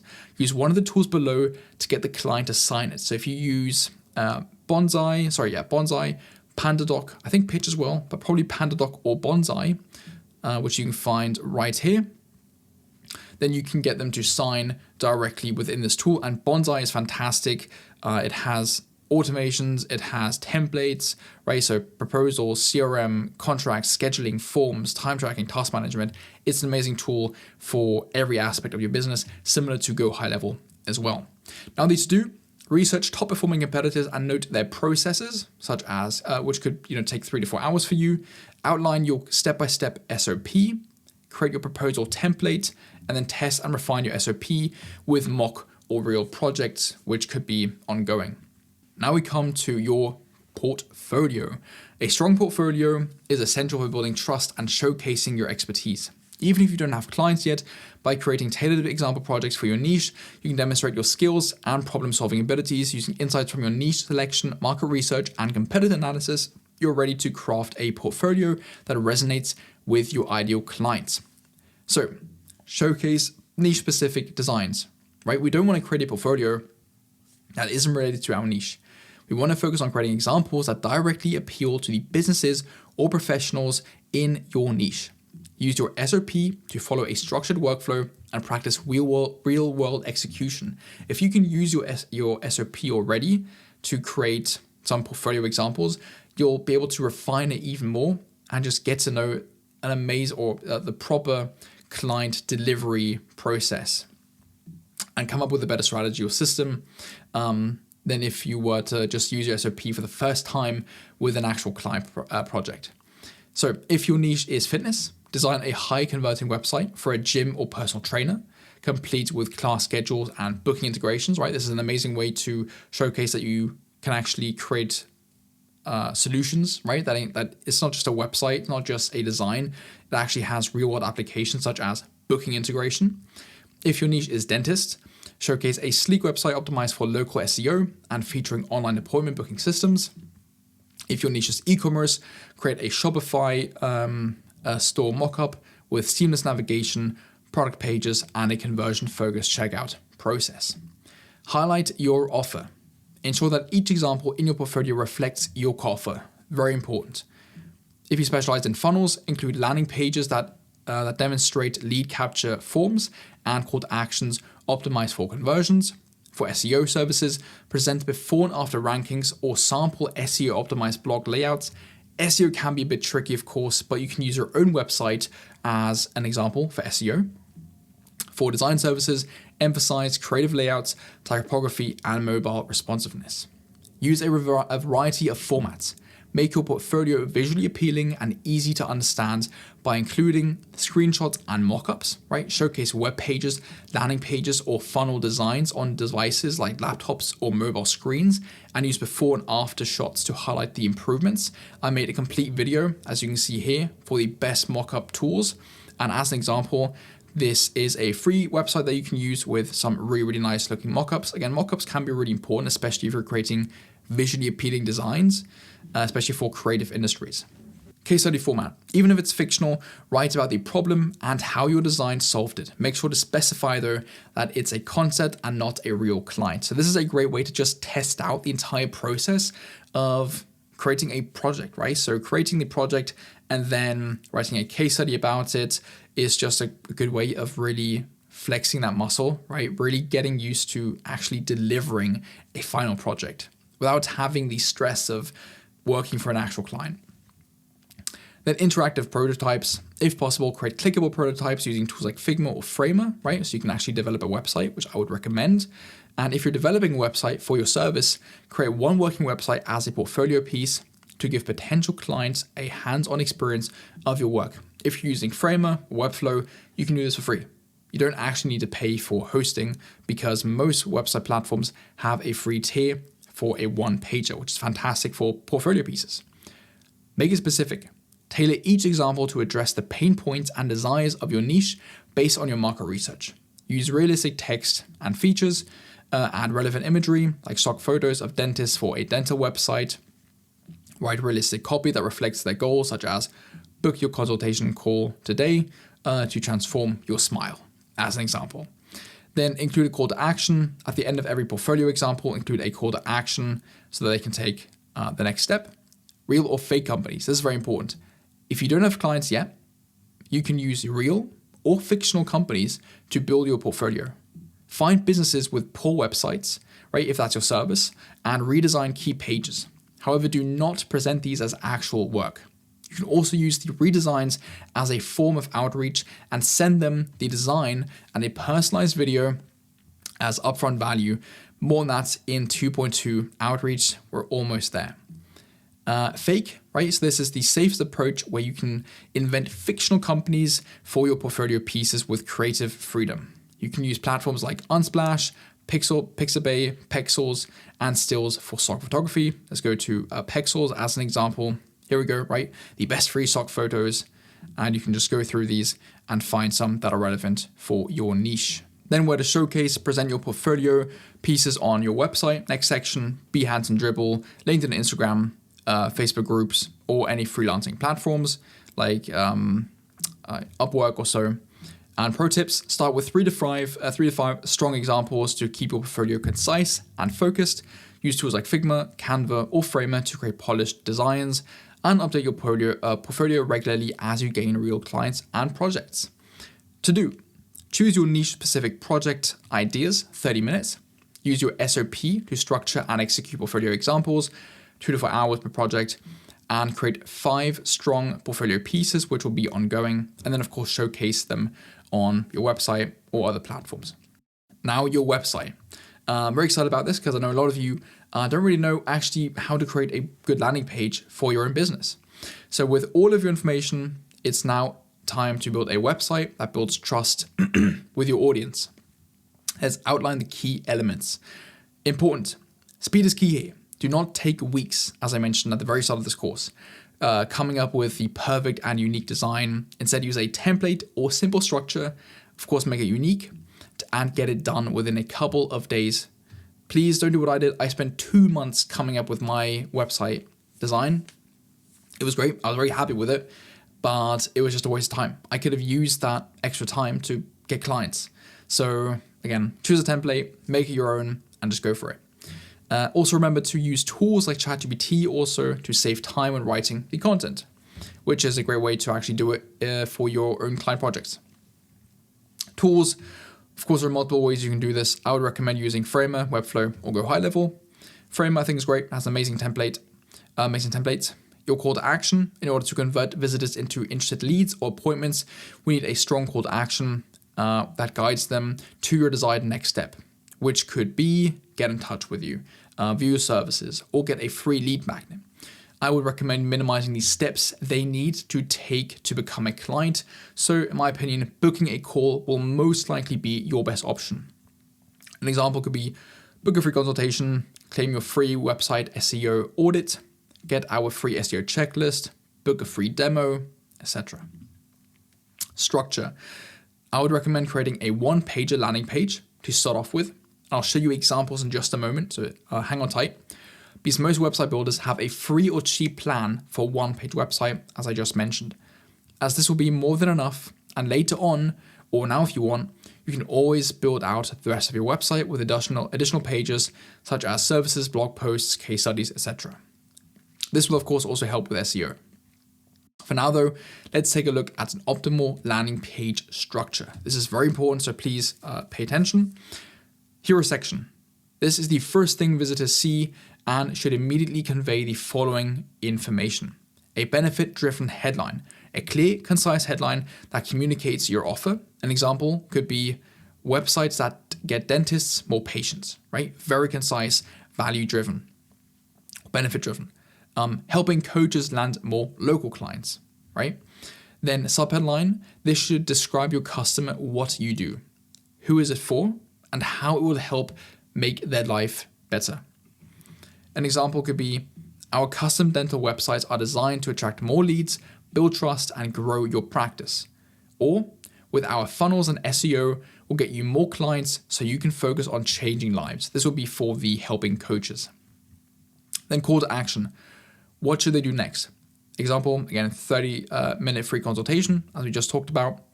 Extras, social proof or guarantees, and key benefits. So 100% money back guarantee, for example, or 34 5-star reviews, or build trust, save time, attract more clients. This is what we saw in our competitor research earlier. I'm just going to show you some examples in just a moment of some example templates that you can take a look at. And so here we go. So this will be a Framer template, right? Premium agency for creatives. Here we have some logos. Here we have call to action, and then the headline. Then we have this one, Radisson, right here. Again, some logos, right? So we have some social proof on the actual hero section. We have the benefit-driven headline, and then we have the sub-headline that calls out who is it for, how does it help make their life better. Or here, for example, we have your path to profitable sales starts here. And we have the call to action. And here we have some key features or key benefits that we'd like to, convey to our clients. And again, the hero section is super important. So make sure that you're talking to who. So who is this helping? What's the value that you're bringing, and kind of how.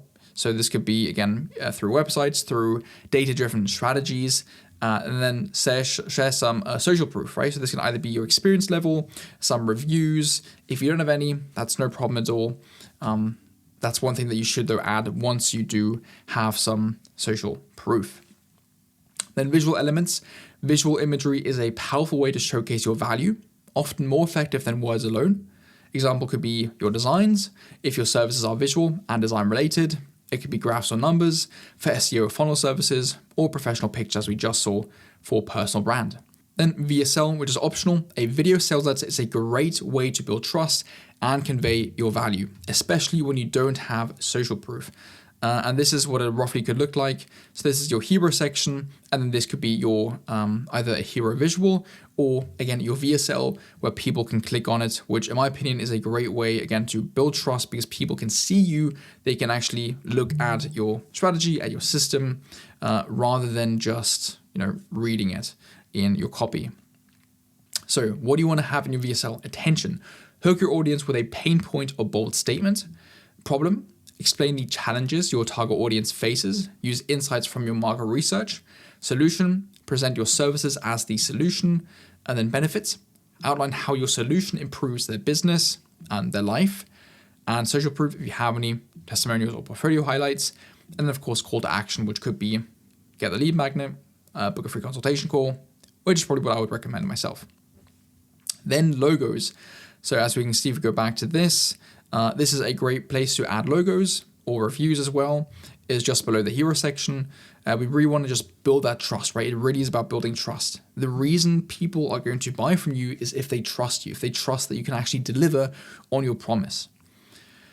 Then portfolio.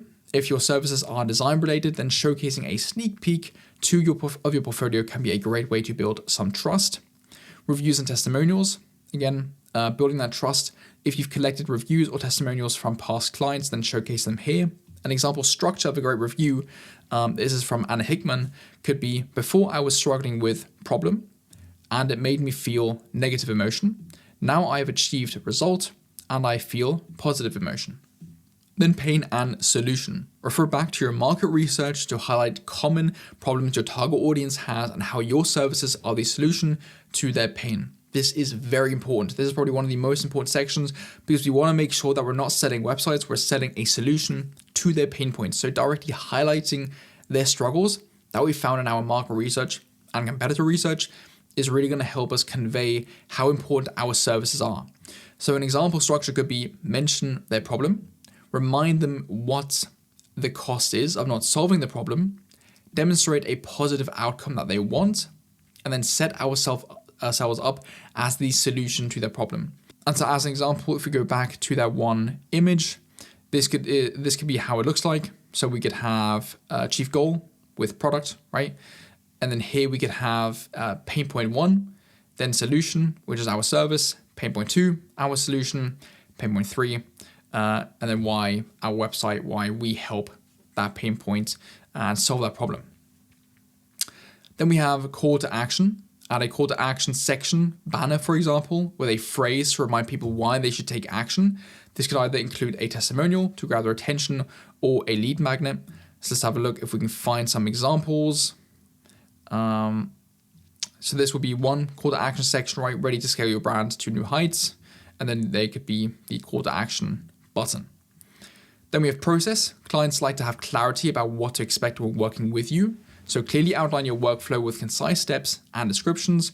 Again, it could be discovery, strategy, and then design and development, and then testing and launch. And so this could look something like, let's have a look at the data structure or a process. Again, like this could be one great way of showcasing the pain points and your solution, which is similar to what we just had a look at actually.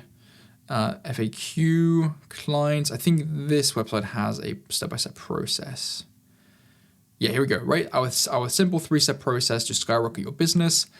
And then you can have your individual processes. Again, it's very basic. Don't overcomplicate this. Select a layout and then just fill out with your own information. Key benefits. Highlight the main values or benefits of your services with short, impactful points. Fast delivery, highest quality, results guaranteed. Similar to what we actually just saw on this website, I believe. At the very top right, so it could be something like this. 3 main benefits of your services, of how you help your clients overcome their struggles.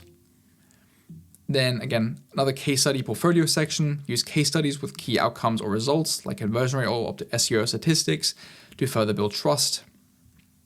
And then an about section. It's not essential, but you can include a short about section about who you are and what your business is, why you really want to help your clients succeed.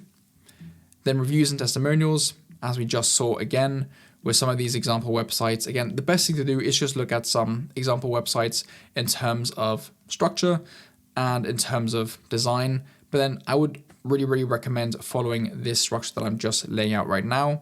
Then FAQ, address common questions your clients would have to ease doubts or concerns. You can use the following ChatGPT prompt to help with this. Prompt, client description, is thinking of hiring a service type. What questions will they have before they are ready to book? And then final call to action, any page with a powerful call to action that speaks directly to your audience's pain points and goals. You can address their struggles with a headline. Does this sound familiar? With a list of a few key challenges they face, and then followed by opposite headlines. So now imagine with a list of their desired outcomes, right? So now imagine, and then their goals or their desires, such as getting leads consistently, not worrying about where your next client is coming from, not spending hours every day optimizing your website. Then of course you have extra pages such as service page, case study page, blog. This will be really great for SEO. Resources page such as lead magnets, contact page, portfolio page, testimonials, and an FAQ page as well. To do, choose your tool wisely. Either create your wireframe or select a template. Take 2 hours for this and then create your landing page, maximum a week. This is very important. You need to be very quick with this. Do not take more than a week to create your website. Speed is key here. Now we have client acquisition, probably the one topic that most of you have been looking forward to or are just searching online for, because I know that getting clients can be tricky, especially when you are starting out. So now that you've built all of your foundation, it is time to connect with potential clients. The basic process for this is taking your offer to market, cold outreach, right? So getting a cold lead, booking the appointment, which will be then converting a cold lead to a warm lead, right? They're interested. And then finally getting them on the sales call and closing that lead, which is going to be the next section. So booking the call, most of the selling will be done via sales calls, which is the most effective way to close clients. Before diving into lead generation strategies, let's first ensure your booking process is seamless and effective. So tools, you can use call.com or cal.com, Calendly, of course, or the integrated Google booking system, which is probably the easiest one for you. Then questions. These are the questions that you want to have on your booking page. And so these will pre-qualify your leads. Basic information, right? So name, business name, website URL, if applicable. Then contact, so get their email address and phone number. Additional notes, allow them to add anything relevant, right? So maybe they have a specific request. They might want to add that into a field on the booking page. Now, these are optional. These are some optional questions that you can also add. I might recommend some of these. Business type and industry. If you're not specifically niched down to an industry, then this could help you understand their niche. Current challenges. Ask, what problems are you hoping to solve by working with us or by working with me? And then goals and desired outcomes. What are you hoping to achieve in the next 6 to 12 months? As an example, reminders. Just because you booked a lead on a call doesn't mean that they're actually going to show up. Make sure to collect their phone number and email address on your call booking page, then automate reminders for 1 day, 1 hour, 15 minutes before the call.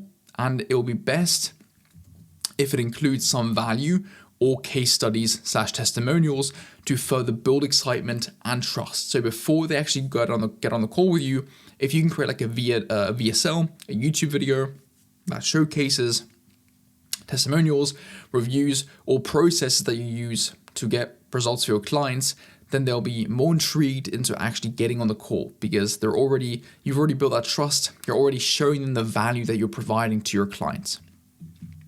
To do, choose the tool, 10 minutes, maybe just 1 minute.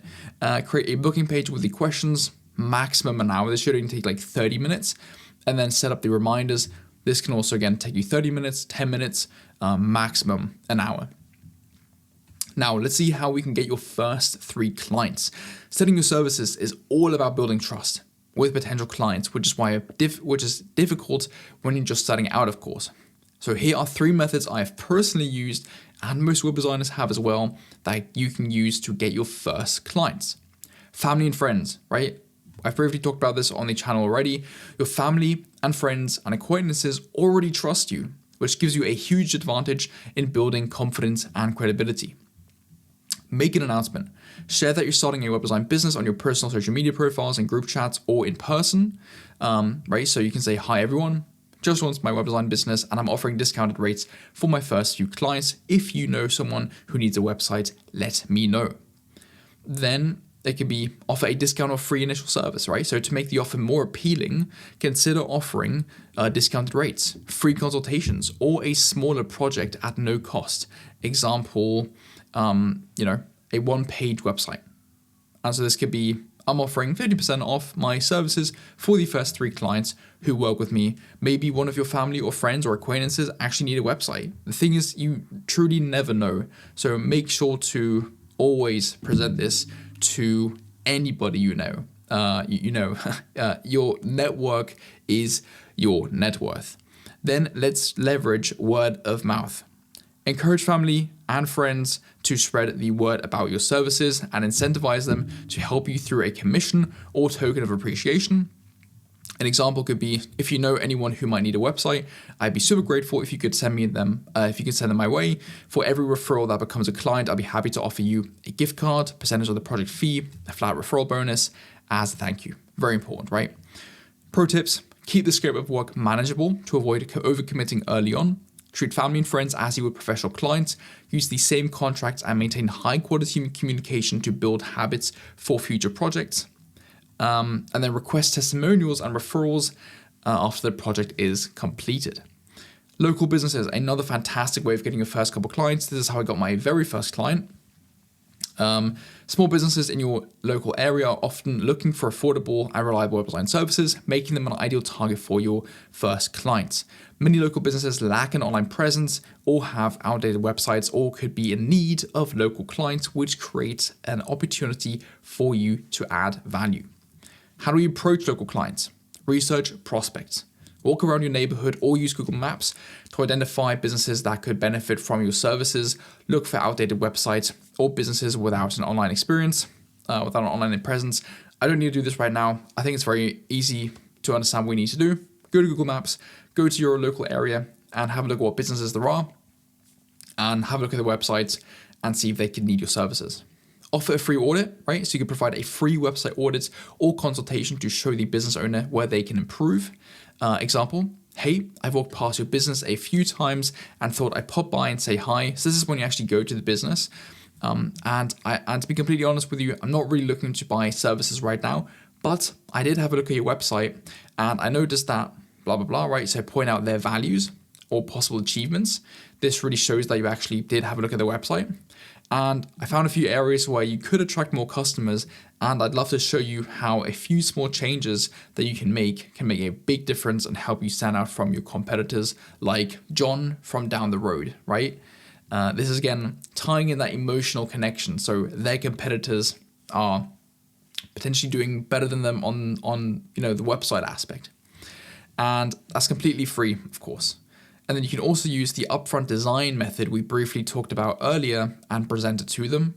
And also remember to smile and be polite, right? That's always important. Then leverage community involvement. You can attend local business meetups or sponsor a community event to build your reputation and get your name out there. Some local community events might have presentations. You can hold one there as well. Co-working spaces. Co-working spaces are thriving hubs for small business owners, entrepreneurs, and freelancers, all of whom may need professional websites or SEO services to grow their ventures. Additionally, these spaces offer an opportunity to build valuable partnerships and long-term relationships that can lead to consistent referrals and collaborations. Pro tips: be prepared to educate business owners on the value of an outdated website if they are hesitant, and follow up persistently but politely after your initial pitch. Then networking events, a fantastic way to get clients. Networking events provide an excellent opportunity to meet potential clients face to face and build authentic connections. People are more likely to trust and hire someone they've actually interacted with personally, making this method particularly effective for building relationships. This is a great way to get clients even once you're already established, and again, genuinely build really good connections with people. Now, how do you find networking events? Local meetups, right? So search for industry-specific events on platforms like meetup.com, Eventbrite, or Facebook events. Then Chamber of Commerce meetings. Join your local Chamber of Commerce or attend small business gatherings to meet entrepreneurs in need of web design services. And industry events, attend conferences or expos related to your niche. For example, if you specialize in designing websites for fitness businesses, attend fitness expos. Now, how do we stand out at networking events? Elevator pitch. Have a clear and concise pitch ready to explain who you are and what you offer. Again, that's something that you've done with your offer creation early on. Then connecting, make sure to exchange contact details or to connect with other people on LinkedIn, to connect with each other on LinkedIn to stay connected. Ask questions. So focus on learning about the other people's businesses, right? Very important. And their actual pain points before pitching your services.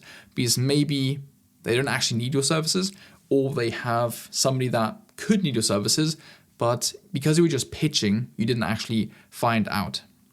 Then we have follow-up, right? Very important. After the event, send a friendly reminder via email or message to the people that you connected with, offering to schedule a free consultation for an example. Pro tips: build genuine relationships. Don't make the interaction purely transactional. Look for opportunities to collaborate, even if it's not directly related to web design.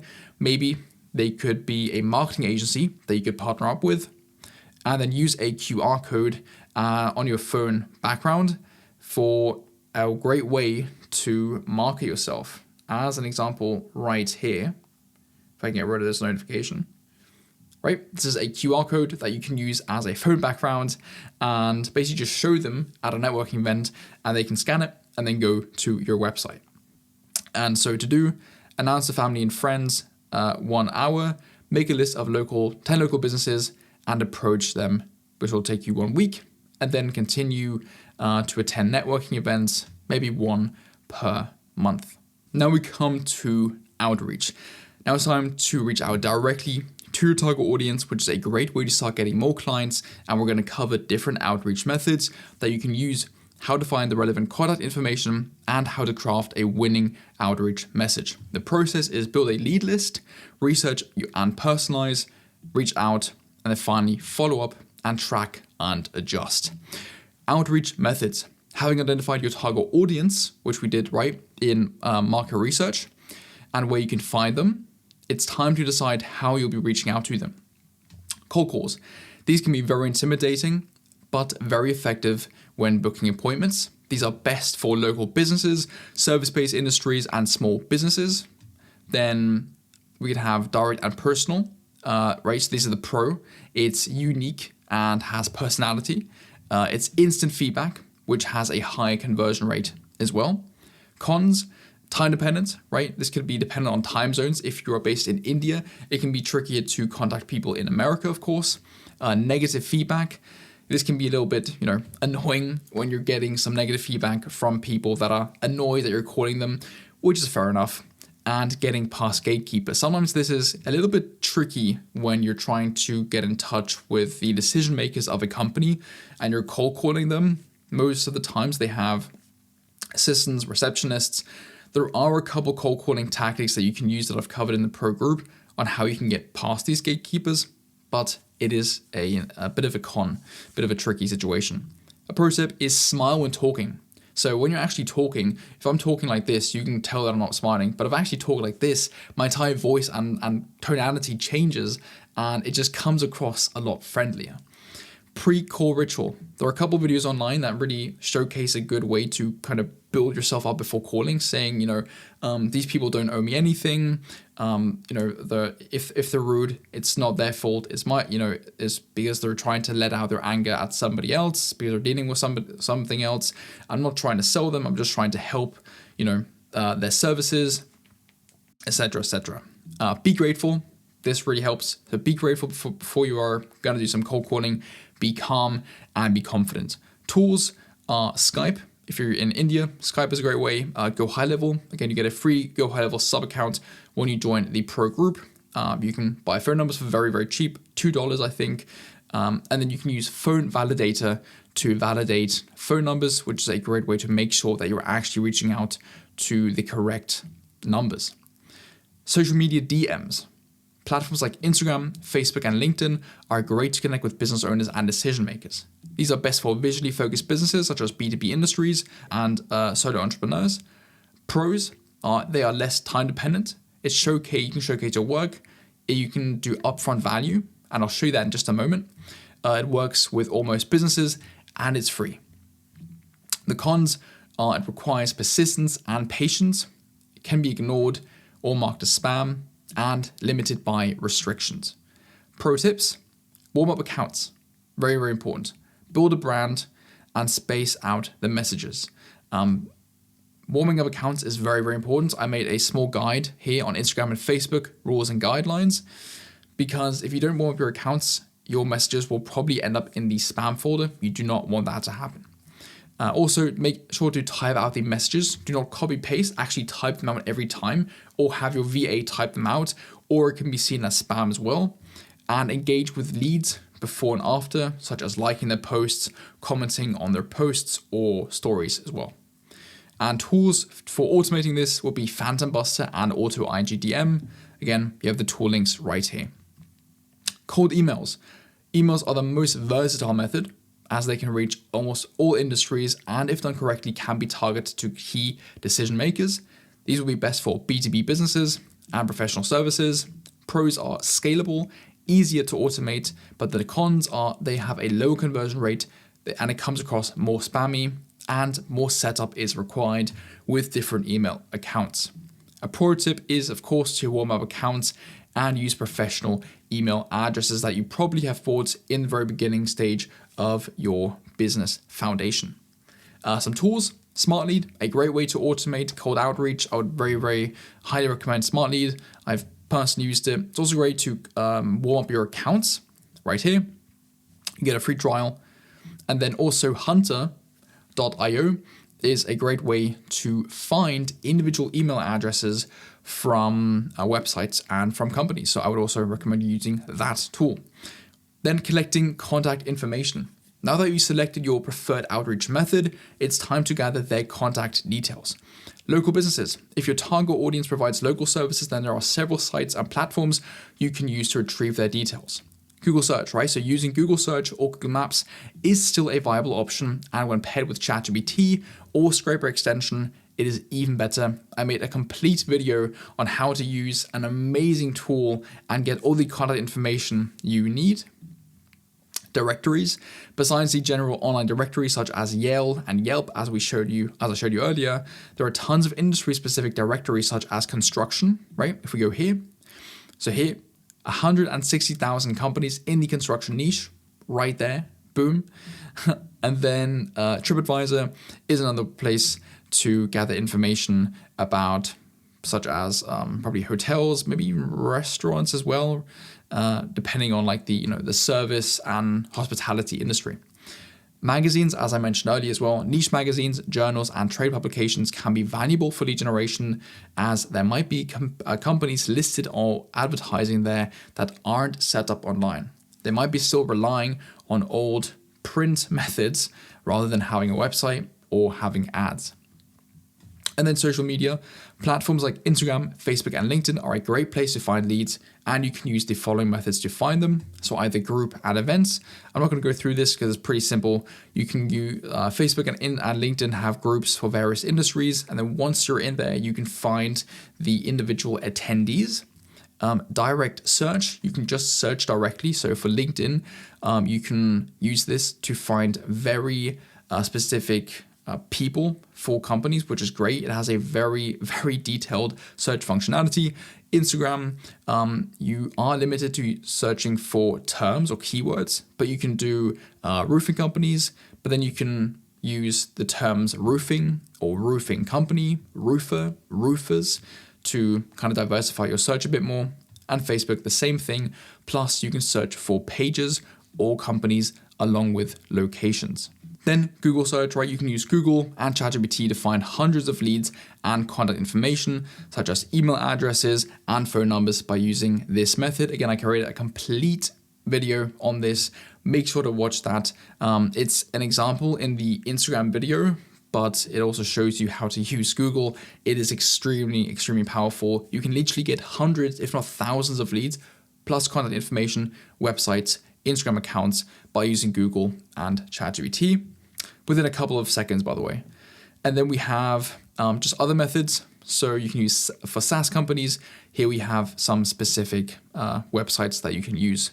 And again, I don't want to bore you with the details. Just go get the document and go use these websites. And then here we have some other tools. Again, my videos, Clay, Apify, Contact Out, Instant Data Scraper, and Hunter. Some pro tips. The more information you can collect, the better.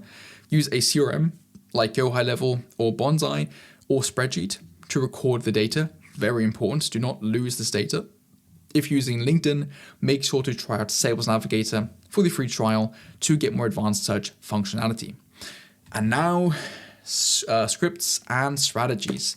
This is what you've been waiting for probably in the outreach method or section. It's time to reach out to clients. Let's have a look at some 4 personalized strategies that will help you stand out as web designers.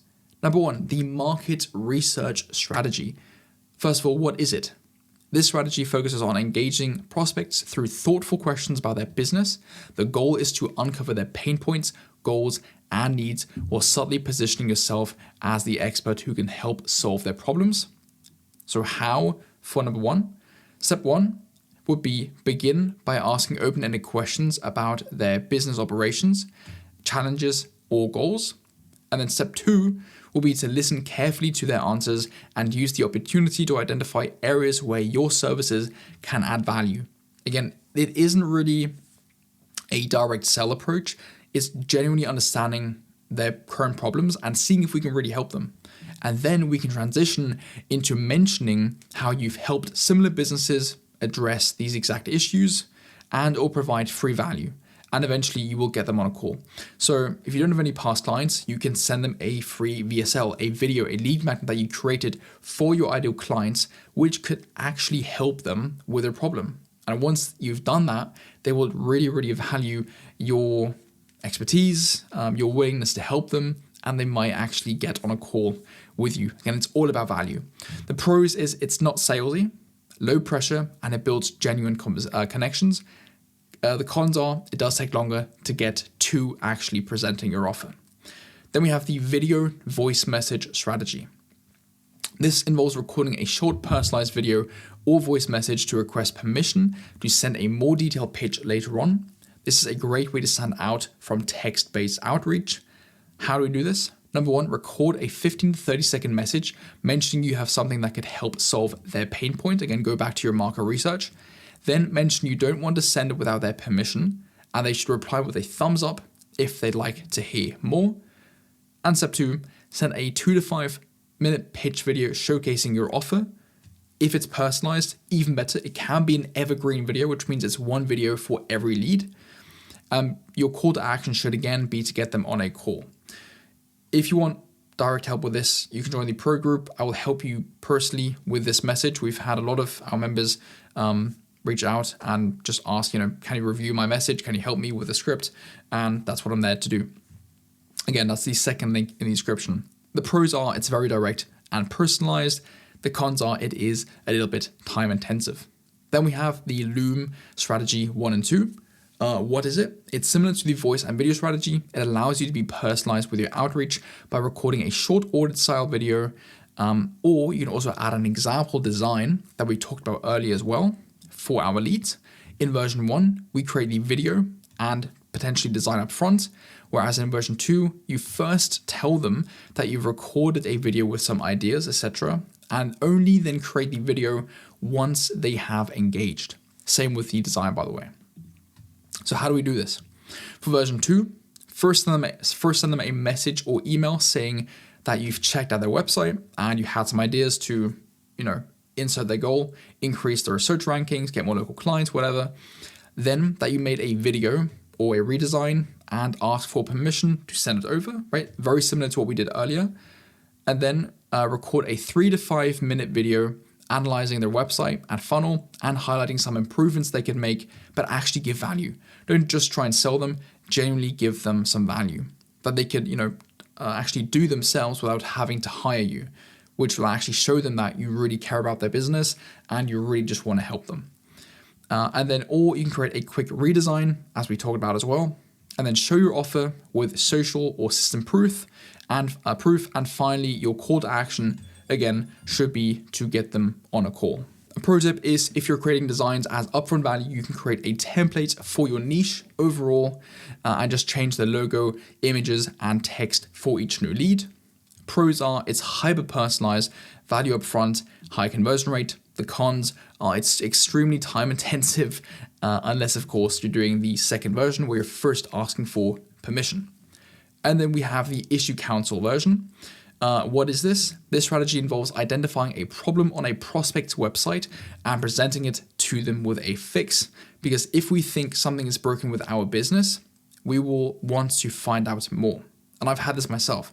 Somebody reached out to me saying, hey Patrick, I found that your website link or your link on this is not working. Just wanted to let you know. And I immediately read that message and had a look, which means it really sparked my kind of fight or flight instinct to make sure that, my website wasn't broken. And so this is a great way to get attention from your prospect or from your lead. So how do we do this? Try and find a problem. Example could be a technical issue, a bug, design fault, expired link, etc.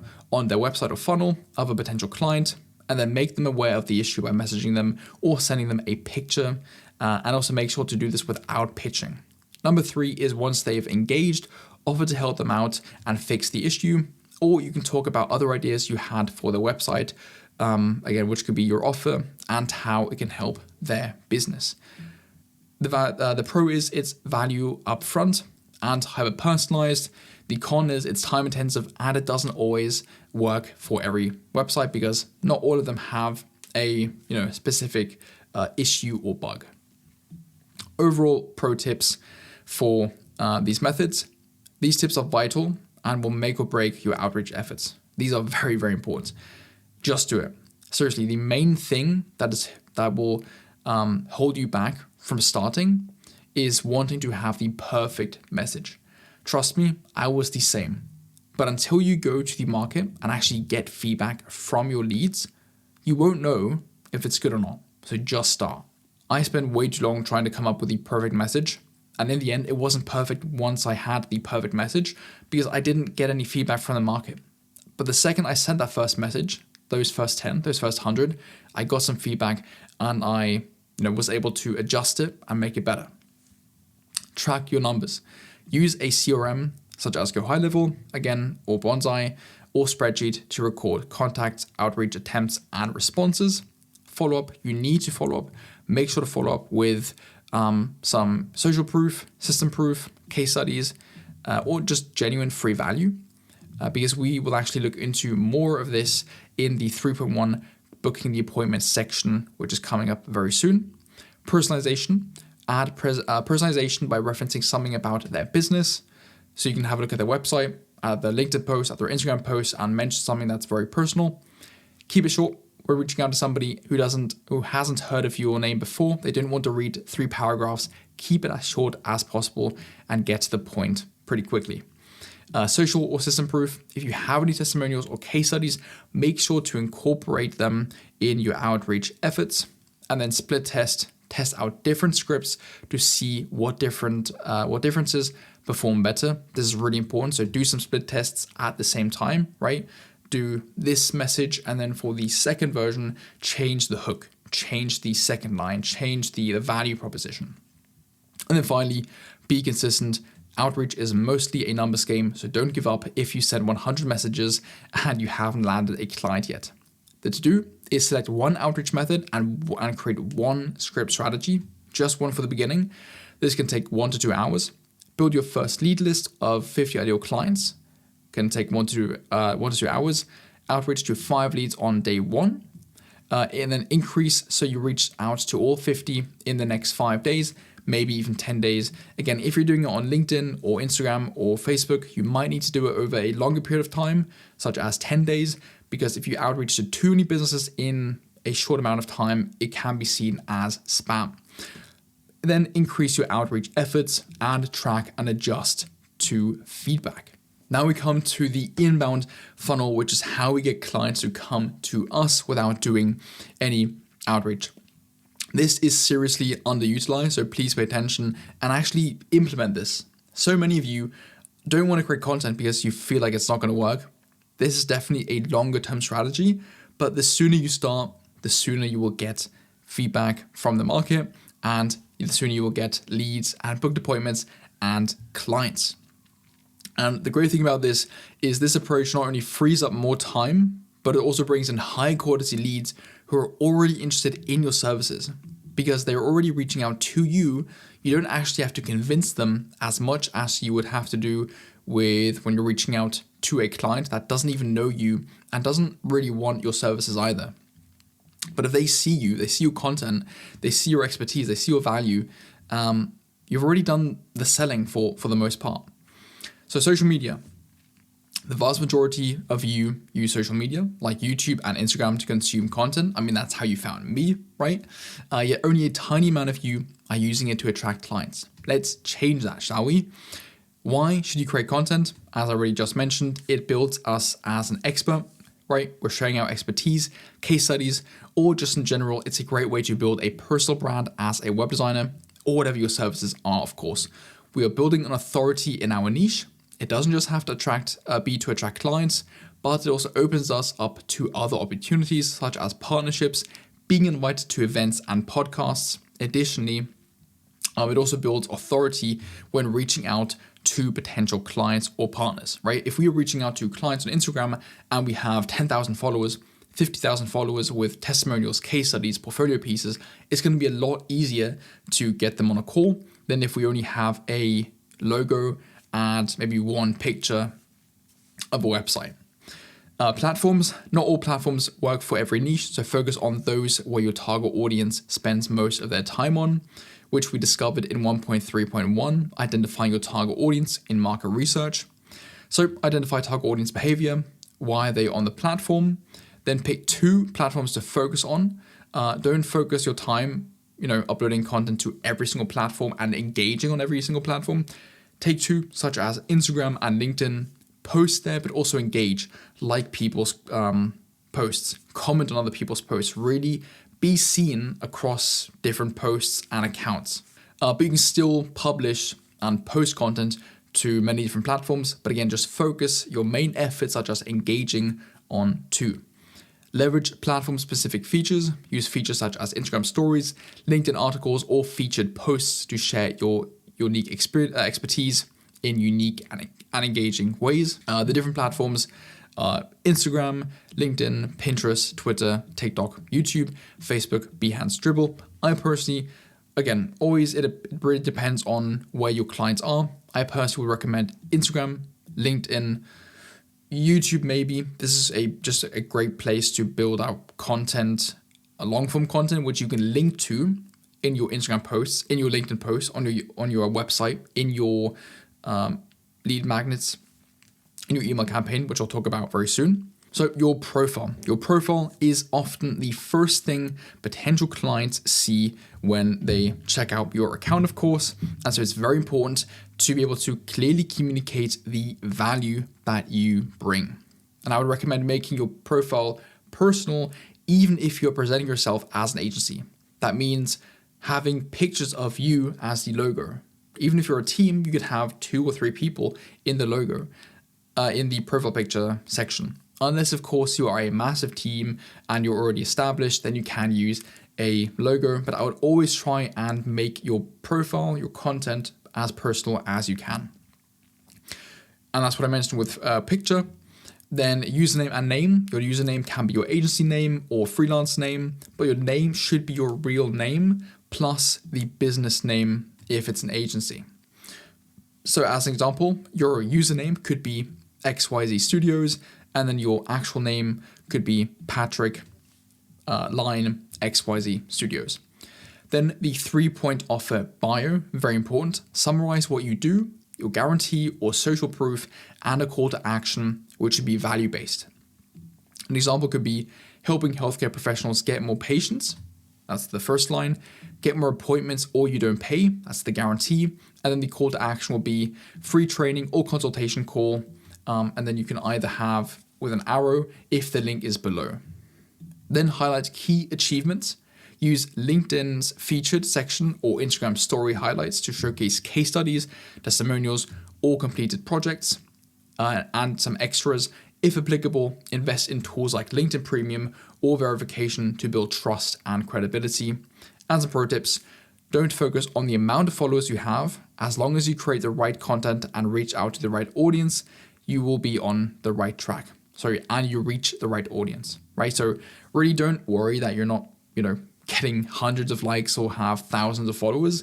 Even if you only have 100 followers, you can still get clients on Instagram, which is how I started out. And I only had, 50 followers when I got my first client. And secondly, do not create multiple accounts per platform, such as agency plus a personal account. I would just make one business account, whether that be an agency or, freelancer one. It's just going to be way too much to think about when you have 2 different accounts to manage. Content. I'm going to show you some example content that you can do as well in just a moment. So in order to build trust with our ideal clients, we need to create content that establishes us as experts, resonates with our target audience, and helps us build a strong and lasting brand. So what do we post? We want to focus on the why, not the how. Your ideal clients need to understand why your services are important to their business. Then content types. We're going to look at this a little bit more in the ad section as well very soon. So you can share social proof, which would be case studies, testimonials, system proof, showing the strategy, designs, expertise, which could be how-to videos, and some personality. Tofu, this would be top of the funnel, which would be the awareness stage. Why is it important? Which could be why your website is losing you money as a hook. Then Mofu, middle of the funnel. This will be consideration, so how-to posts, how to get more clients without spending money on ads. And then BOFU is bottom of the funnel decision. This could be case studies, social proof, or system proof videos or posts, like how we help this client achieve X result. And some pro tips: you don't need to reinvent the wheel to go viral, but make your content unique in some way, right? Try and make it memorable in some way. Have a unique t-shirt, have a unique lighting setup, a unique phrase that you say. Make it memorable. Don't be perfect, you just need to start. The amount of people that don't create content simply because they just don't want to upload their first video because they want to make it perfect, it's keeping you from getting your first follower. It's keeping you from making the perfect video that goes viral. The only reason why I have subscribers now and I'm making this video is because I started. It's because I made the first video. So just go after it. Make use of platform-specific algorithm hacks, such as LinkedIn and Instagram, which has the comment this word method to boost engagement. And then find 5 accounts and select their top 5 performing posts, and then create your own versions and make them unique to your brand, to your services, to your niche.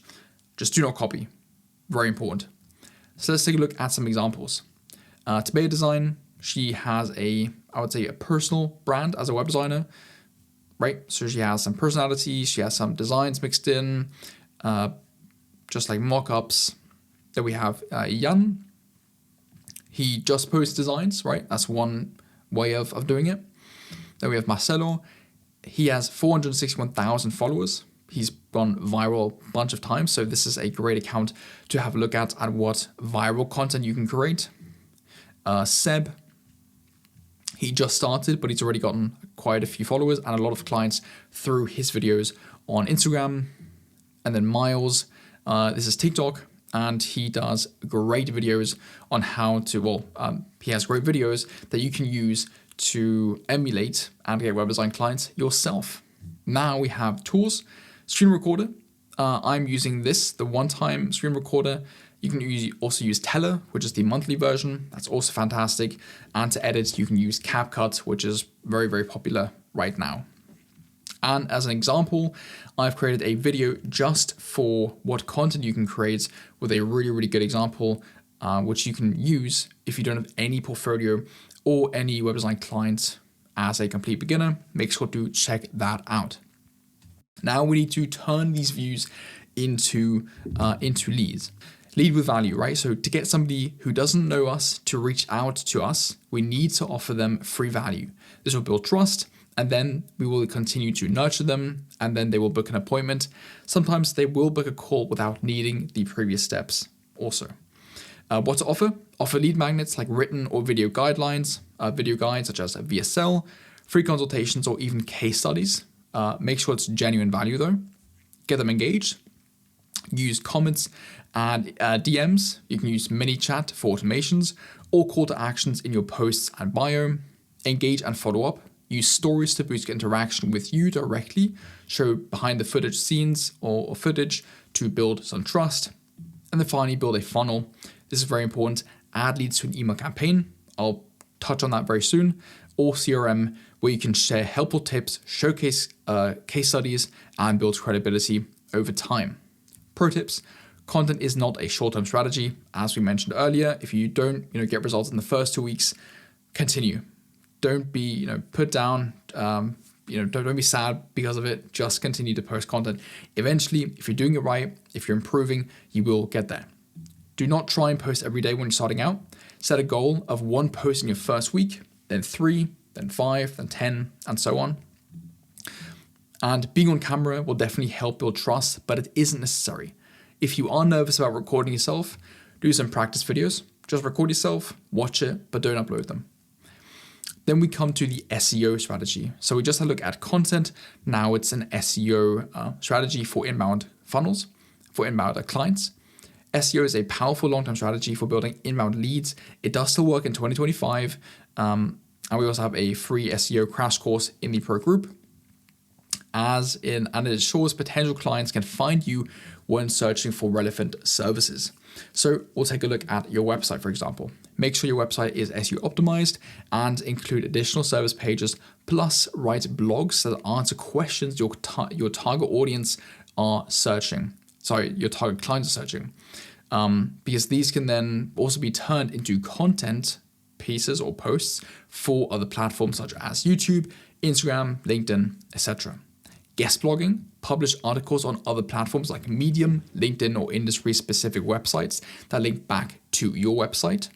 And then Google My Business, optimize your Google My Business page and ask your clients to leave a review there.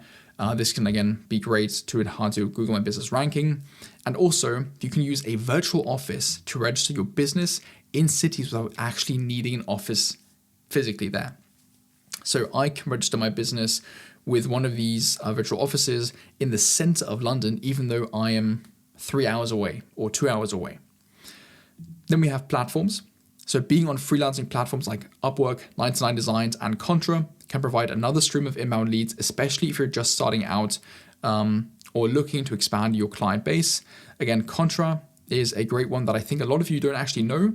So if we go to Contra, is a great way to, I think, get clients without having any service fees, which is fantastic. This is really, really great for design-focused services, but I do believe that it works for a lot of different services such as video editing, SEO, no-code development, social media management, animation. I first saw this, I think 3 years ago or so, or 2 years ago, and it has definitely expanded since then. So definitely make sure to check out Contra. So why should you use platforms? These platforms already have active users searching for web design services, which means you don't actually need to generate the demand. Instead, you focus on standing out and proving your expertise. So how do you stand out? Optimize your profile, be niched, right? So share niche expertise and leverage reviews as always. Pro tips: start with competing pricing to build reviews, then increase your rates as your reputation grows. And apply to projects daily and tailor your proposals to show you actually understand what the client needs. Then we have events and webinars. Engaging in events and webinars that are related to your niche target audience is a great way to build credibility and genuine connections. Host your own webinars so you can choose topics that resonate with your target audience, such as how to get more clients as a local business without spending money on ads. And then offer an exclusive offer in that webinar to generate leads. Then collaborate on events. You can present a seminar by yourself or partner with a other professional to co-host a presentation at an industry event, as an example, or conference, right? So you can go in with a copywriter and present at a industry, conference for roofing companies, such as what Dean White has been doing, or anything else, as such as a fitness event, and showcase why a funnel is vital for fitness coaches. And a pro tip is record webinars and share them as gated content on your website or social media to keep generating free leads long after the event is over. And you can always post these as content posts to Instagram, LinkedIn, YouTube, because it also really, really helps build credibility and trust. To do, choose 2 platforms for content and optimize your profiles. Post your first post, 2 days. Plan and create the next 5 posts, about a week, maybe 2 weeks. I'll just quickly add this, 2 weeks. Continue to post regularly. Set up Google My Business, which should take you about 1 hour. And then post your first blog on your website and a guest platform. And again, make sure to fill out the checklist. We are now here at the inbound funnel right there. And now we have partnerships. Building partnerships is one of the most effective ways to grow your web design business, because when you collaborate with other service providers, you're tapping into their existing networks, which can reach a wider audience, gain consistent referrals, and establish yourself as a trusted expert in your field. So why do partnerships work? They allow you to leverage the trust and credibility of another business, which is a fantastic way to fast track client acquisition without actually having a lot of clients yourself. What makes a good partnership? It is built on complementary services. So a shared target audience and a clear value exchange really helps you and the other party benefit from each other, and it also actually helps the client. Because if you are creating a website and you're partnering up with a marketing agency that creates ads for your clients, by working with each other, the ads will perform better and your website will perform better because you're getting more traffic. And so this can include a commission exchange where one partner receives a percentage or flat fee for referring clients to the other, creating a mutually beneficial incentive to collaborate. And that's what I mentioned with the example. Types of partnerships to consider: these could be marketing agencies, freelancers in related fields, then local business groups and organizations, right? So you can go to local business events and go to the manager and say, hey, I help businesses achieve X results through websites, through funnels, through ads.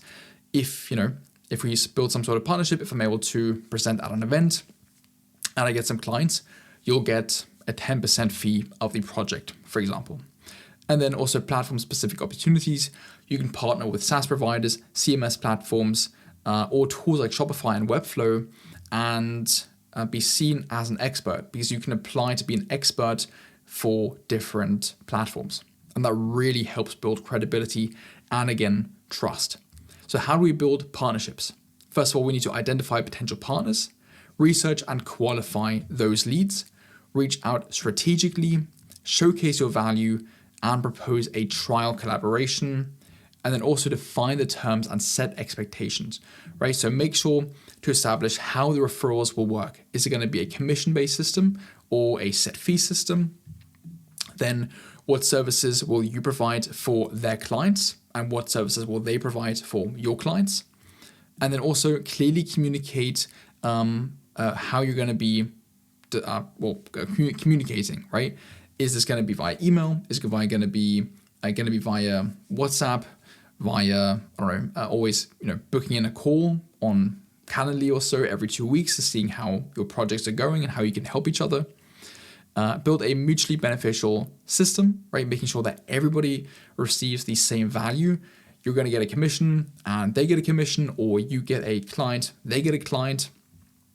And then finally, maintain and nurture the relationship. Again, I skipped over some details because they're not really important for the video right now, so make sure to go ahead and check that out in your own time.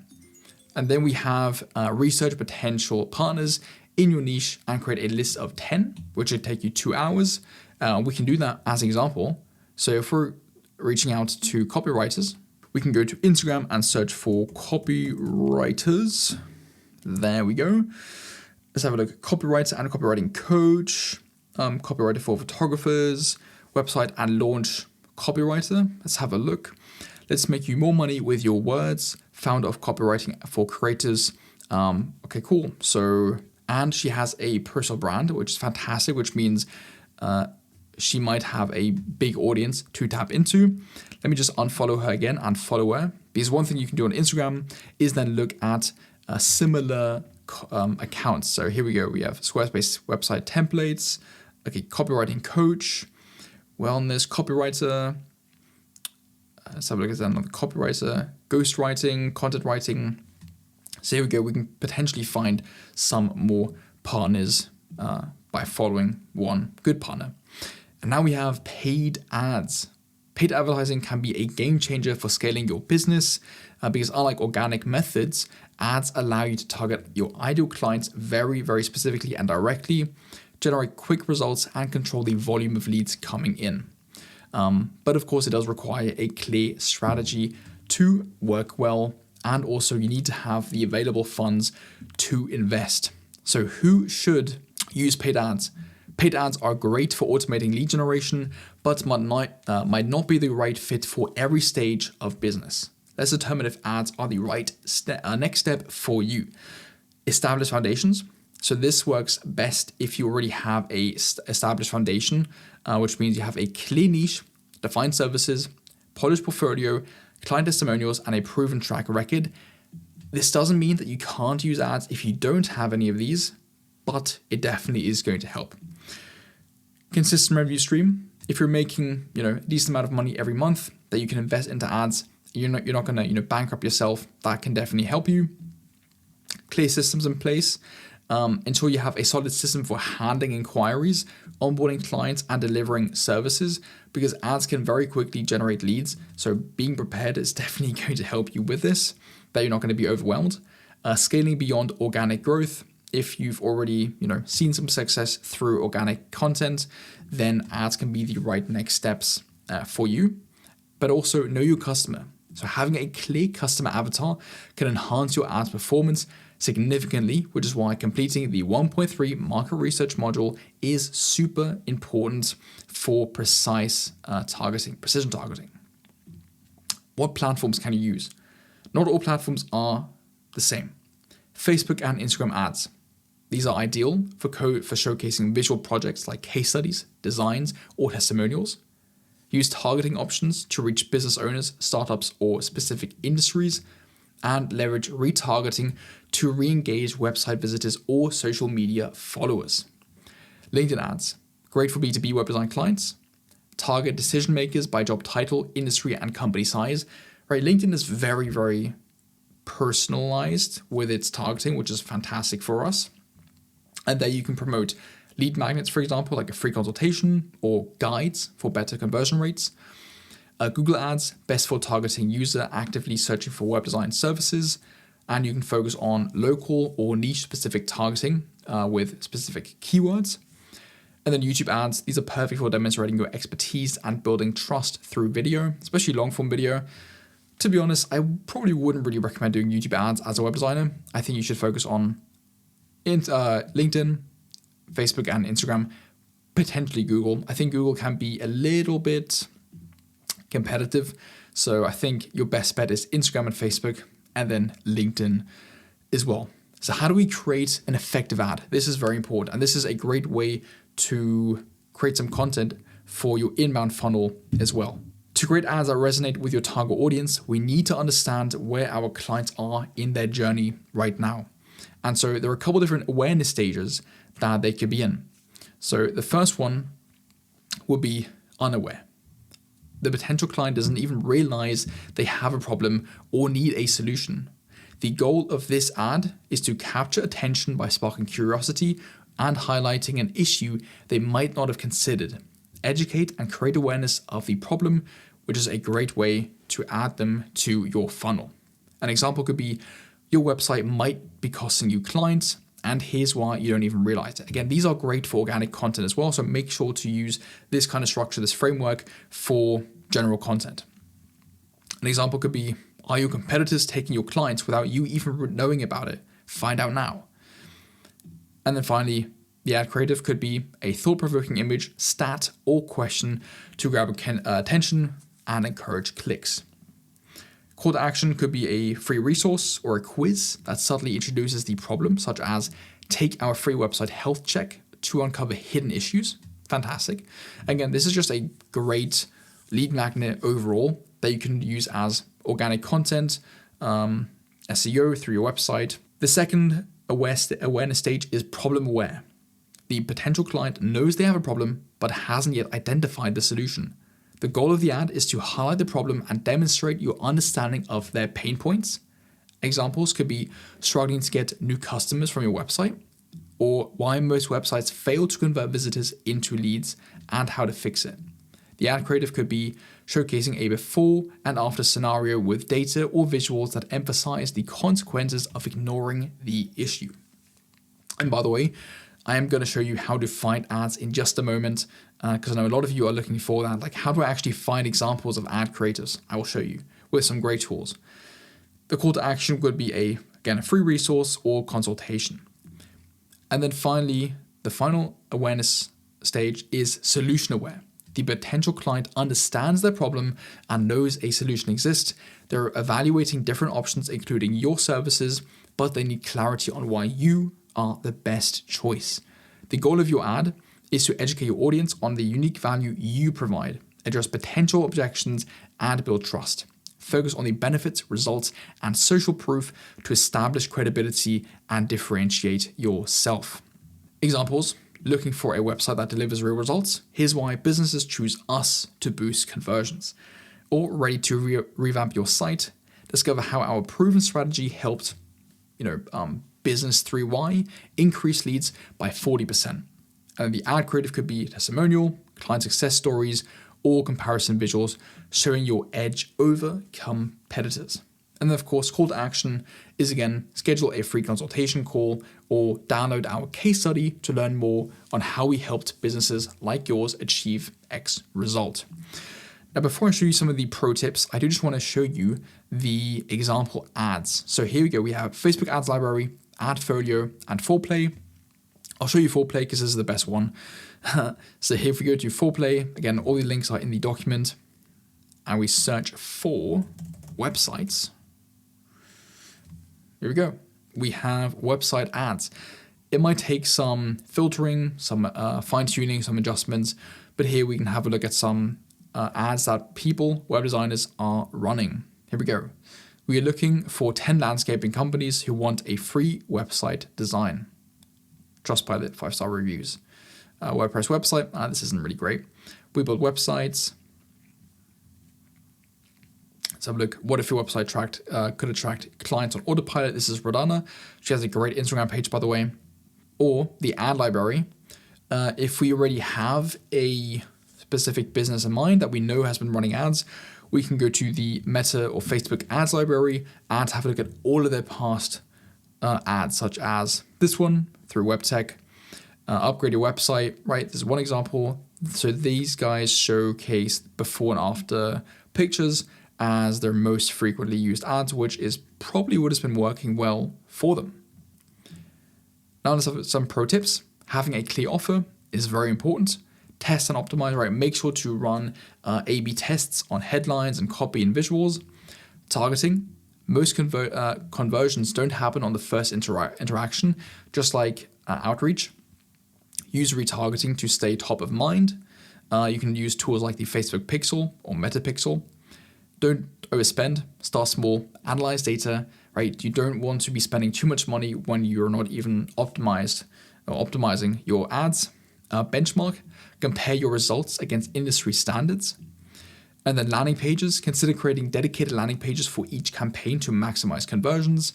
And finally, common terms, just to make sure that you understand all the common terms in ads. Here are a couple examples or frequently used phrases or terms. Decide on a platform, 1 hour. Define your target audience and craft an ad messaging based on awareness stages, roughly 2 to 3 hours. Create your ad, which could be 4 to 5 hours. And then launch your first campaign with a small budget, 1 hour setup, and monitor and optimize performance weekly. Again, it really depends on you if you want to do some ads. I would definitely recommend, if you have some disposable money, to invest and you already have a pretty good foundation with your business. Especially if you have clients, this can be really beneficial if you have some testimonials and some reviews and case studies that you can showcase either on your ads or anywhere in that client acquisition funnel process or stage. Now we have closing the client. Now that we've taken our offer to market, whether that was through content, cold outreach, partnerships, or other methods, we are almost ready to close some clients. Let's go. Some of the leads will already have booked an appointment, but in case they haven't, let's have a look at how we can nurture these leads and follow up with them. But before we do that, let's just make sure that we actually know how to book the call. We already had a look at this early on in client acquisition, right? So setting up your cal.com, calendly.com, or Google call booking appointment link page, and then adding your questions just to make sure that we actually are able to book some appointments.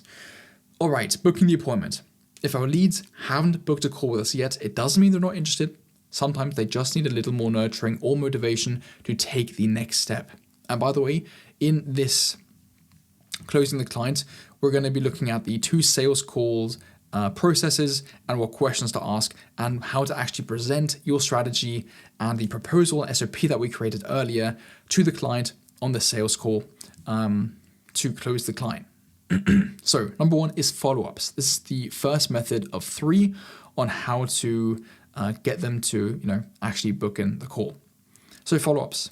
This approach is perfect for leads you've already directly reached out to through cold outreach or DMs. And we briefly touch on this in the outreach section. Because people often don't respond immediately, that doesn't mean that they're not interested, but it can just be that they're busy or they haven't, really seen it thoroughly. They might have just clicked on it but forgotten to reply to you. So why do follow-ups work? Following up with leads shows persistence, and when done correctly can show you actually care about them. Also, most deals aren't closed or aren't signed before the 3rd, 7th, 8th follow-up. So it's very, very important to follow up at every stage in your client acquisition funnel. How do we follow up? Do not be one of those annoying people who just says, hey, or gets annoyed like, hey, why didn't you respond to me? Be kind. Send some value-driven messages such as sharing a case study, quick tip, or free resource. Stand out by sending them a short video or voice message. You can literally just say, hey client, I saw that you saw my video and I know you're probably super busy with work, but I just wanted to bump this up and make sure that you saw that video because there was a really important or really valuable tip that you can use right now to help land more clients. Something like that. Then you can react to some news or updates that happened in their business or industry, and then use a mix of communication channels like DMs, emails, or even a phone call, depending on what contact information you gathered from them. A pro tip is to follow up 7 times. 7 times, yes, that many times. I know most of you only follow up once, and some people say follow up until they directly say no, which could be over 2 or 3 years. I have seen a video by, I forgot what his name is, something Sir Hunt, the property guy, and he said he followed up with a client or with a potential client for I think 3 years or even longer. I think even 7 years. And at the time when he was first reaching out to him, the client wasn't really interested. But then 3 or 7 years later, something happened in the client's life and they were finally ready to purchase a house. So sometimes following up, being consistent, showing them that you actually care about their business, again, being personalized with your follow-ups can really, really work. And it's actually worked myself. Like I've had a lot of people follow up with me and I then ended up going on sales calls with them because they actually were persistent and they showed that they didn't just want to lose me as a client, which kind of shows me how they're going to, be doing their service delivery. And so this could be after 1 day, then it could be after 2 days, then another 2 days, then the 4th follow-up could be after 5 days, then a week, and then a month. Now let's have a look at email campaigns. For leads who have opted into your lead magnets, which could be a guide, VSL, or free consultations, email nurture campaigns are a powerful way to build trust and guide them to book a call. Why email campaigns work? Regular value-packed emails keep you top of mind and position you as an expert and still have the highest conversion rates in the industry. So having their email and then being subscribed to your email list means that they are somewhat interested, and if they haven't unsubscribed, that means that it is a perfect way to get them on a call by sharing value. So what can you include in your campaign? Educational content, right? Give out genuinely valuable advice that your audience can implement to improve their business. And these should be related to your services, of course. Social proof, highlight client success stories or testimonials to build credibility, and also have clear call to actions. Your emails should encourage them to book a call, which could be click here to schedule your free strategy session. And a pro tip is use platforms like ConvertKit, which is what I personally use, to automate email sequences, track engagement, and design professional looking emails. As you can see, it's great. It's perfect for creators and it has beautifully designed templates as well. If we go to features, email designer, as you can see, you can make these look very, very nice. That's convertkit.com. Then we have groups as the final follow-up method. Creating private groups on platforms like Facebook, LinkedIn, or School allows you to nurture leads and position yourself as an authority in your niche, whilst also connecting like-minded businesses with each other, right? This means that you are being seen as the expert. You are the one who let them into this private group of roofing companies, of dentistries, of fitness coaches, and they're not only able to help themselves or each other, but you can go on, live Q&A calls, which I'll show you in just a moment, and present your work, like present your case studies, your strategy in a tight-knit environment. So why do these group? Because it creates a sense of community and exclusivity. And how are we going to leverage our groups? So make sure to use platforms where they're actually already active, right? So make sure to use LinkedIn if your leads are majoritively active on LinkedIn, or if they're active on Facebook, use Facebook groups. Share consistent value-packed content like tutorials, live Q&A webinars or sessions, or industry updates. Engage with members by answering questions and encouraging discussions or creating polls as well. And then occasionally share call to actions to book a call, especially after delivering high-value content. Again, it's really showcasing our expertise. Make sure that when they're reading a post from you in the group, they should be thinking, wow, this guy really knows a lot about our industry, even though he doesn't, he's not actually a roofer, he's not actually a dentist, but he still knows everything that's happening in the industry. He probably can help me with, with my business in the actual service that he provides. So make sure to help them with genuine value. As a pro tip, use pinned posts or announcements to direct members to book a consultation or download additional resources. To do, create your follow-up strategy, which will take you 2 hours, create a 3 to 5 email nurturing sequence, 2 to 3 hours, and set up your private group and invite leads if it makes sense for you. Not all leads are going to be active on Facebook. Not all leads are going to be active on school, on LinkedIn. So only create a group if it makes sense for you. Now we have come to sales calls. We are so close to signing our clients and making that first moolah money with our services. But again, most importantly, we're so close to delivering value to our clients. Now a lead has shown interest in us in our services. How do we convert that interested lead into a paying client? And we're going to be doing that with the 2-call close framework, which is a time-efficient structure that we can use to first understand the pain points, the current situation of our potential client, and then evaluate if we can even help them. And it gives us enough time to do a bit of research and create a personalized strategy and presentation for that customer. We can also do a 1-call close from the beginning. I would personally recommend though that you do the 2-call close and then eventually switch to the 1-call close once you have a structure in place. So the first call is not there to pitch. It is only there to listen and understand and diagnose their problems and see if we really can provide value. Again, value above all else. So let's have a look at the structure.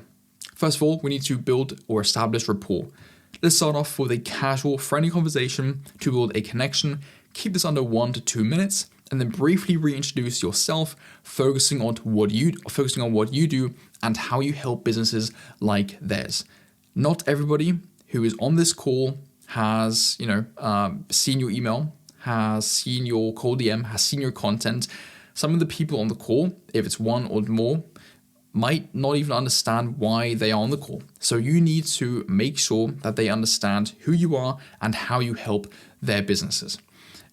Then we want to set expectations. So explain the purpose of the call. It's only there to understand their needs and determine if you are a good fit to help. You're not trying to sell them. And then ask questions. This is very important. Other than understanding more about their business, such as who, how, what, how much. So who are they? Who do they help? How do they help? How do they run their service? How do they run their business? How do they currently get their clients? How much? Try and find out how much money they're making roughly, which could be done through finding out what their service price is, how many clients they get. This will help us understand if they can actually afford our services and how much, they really need our services. In addition to that, there are 3 main pieces of information, pillars of information you want to know. And this is there to build that emotional connection. People buy out of emotions, not necessarily out of reasoning. And those three pillars are, number one is goals. What do they hope to achieve? Their timeline, and why is this important to them? Number two, problems. Why are they not achieving their goal right now? And what pain points are they experiencing? And number three, impact. What happens if they don't achieve their goals, right? What is going to happen if their business doesn't recover, or if it doesn't fix this issue, which hopefully you can help them with? And then after asking all the questions, and by the way, I have a complete script in the pro call, in the pro group if you want to join, then you want to pitch call number two. So thank them for their time and explain that you'll use this information to research and create a customized strategy. And then book call number two. After getting a verbal agreement, you'll book in the second call while you're still on the first call, get their contact information, put it into the booking system, and directly send them the email. And then once they have confirmed it on the call, then you can leave. As a bonus, create a short questionnaire with questions about their business, competitors, and any additional information that they would like you to consider, such as design references. This was actually recently proposed on one of our group calls by one of our students, and it's actually a great method to keep leads more nurtured, more interested before the second call. Because something that can potentially occur is somebody that hops on the second call wasn't there on the first call, such as a key decision maker. And so they might have different visions or ideas of their business in the future, or pain problems, compared to the people that were on the first call. And so it's important to make sure that everybody is aligned with their business, and you can do that by sending them a short questionnaire about some key questions about their business. And therefore, for that second call, you have all the information lined up, ready to go, and they're all on board with it. And it's just going to make the entire process a bit easier. Some pro tips: they should be doing the majority of the talking, 80% of the talking. You're only there to ask questions. And number two, record the call with tools like this. This is what I use, TLDV, for all of my student calls. And it also gives you AI comments and AI notes, so you can quickly research some key moments that happened, or you can even ask what questions did what questions did the client ask, as example, and it will show you exactly when they were asking questions and what questions they asked. Make sure though to ask for permission beforehand. And also, it's a great way to review your calls. You can either share this with a coach like myself, or with the free group, or with yourself. Just rewatch the recording and see what you could have done better, especially for the second call. Let's get into that right now. Call number two is the strategy call. This call is where we present our solution, handle any objectives, and close that deal.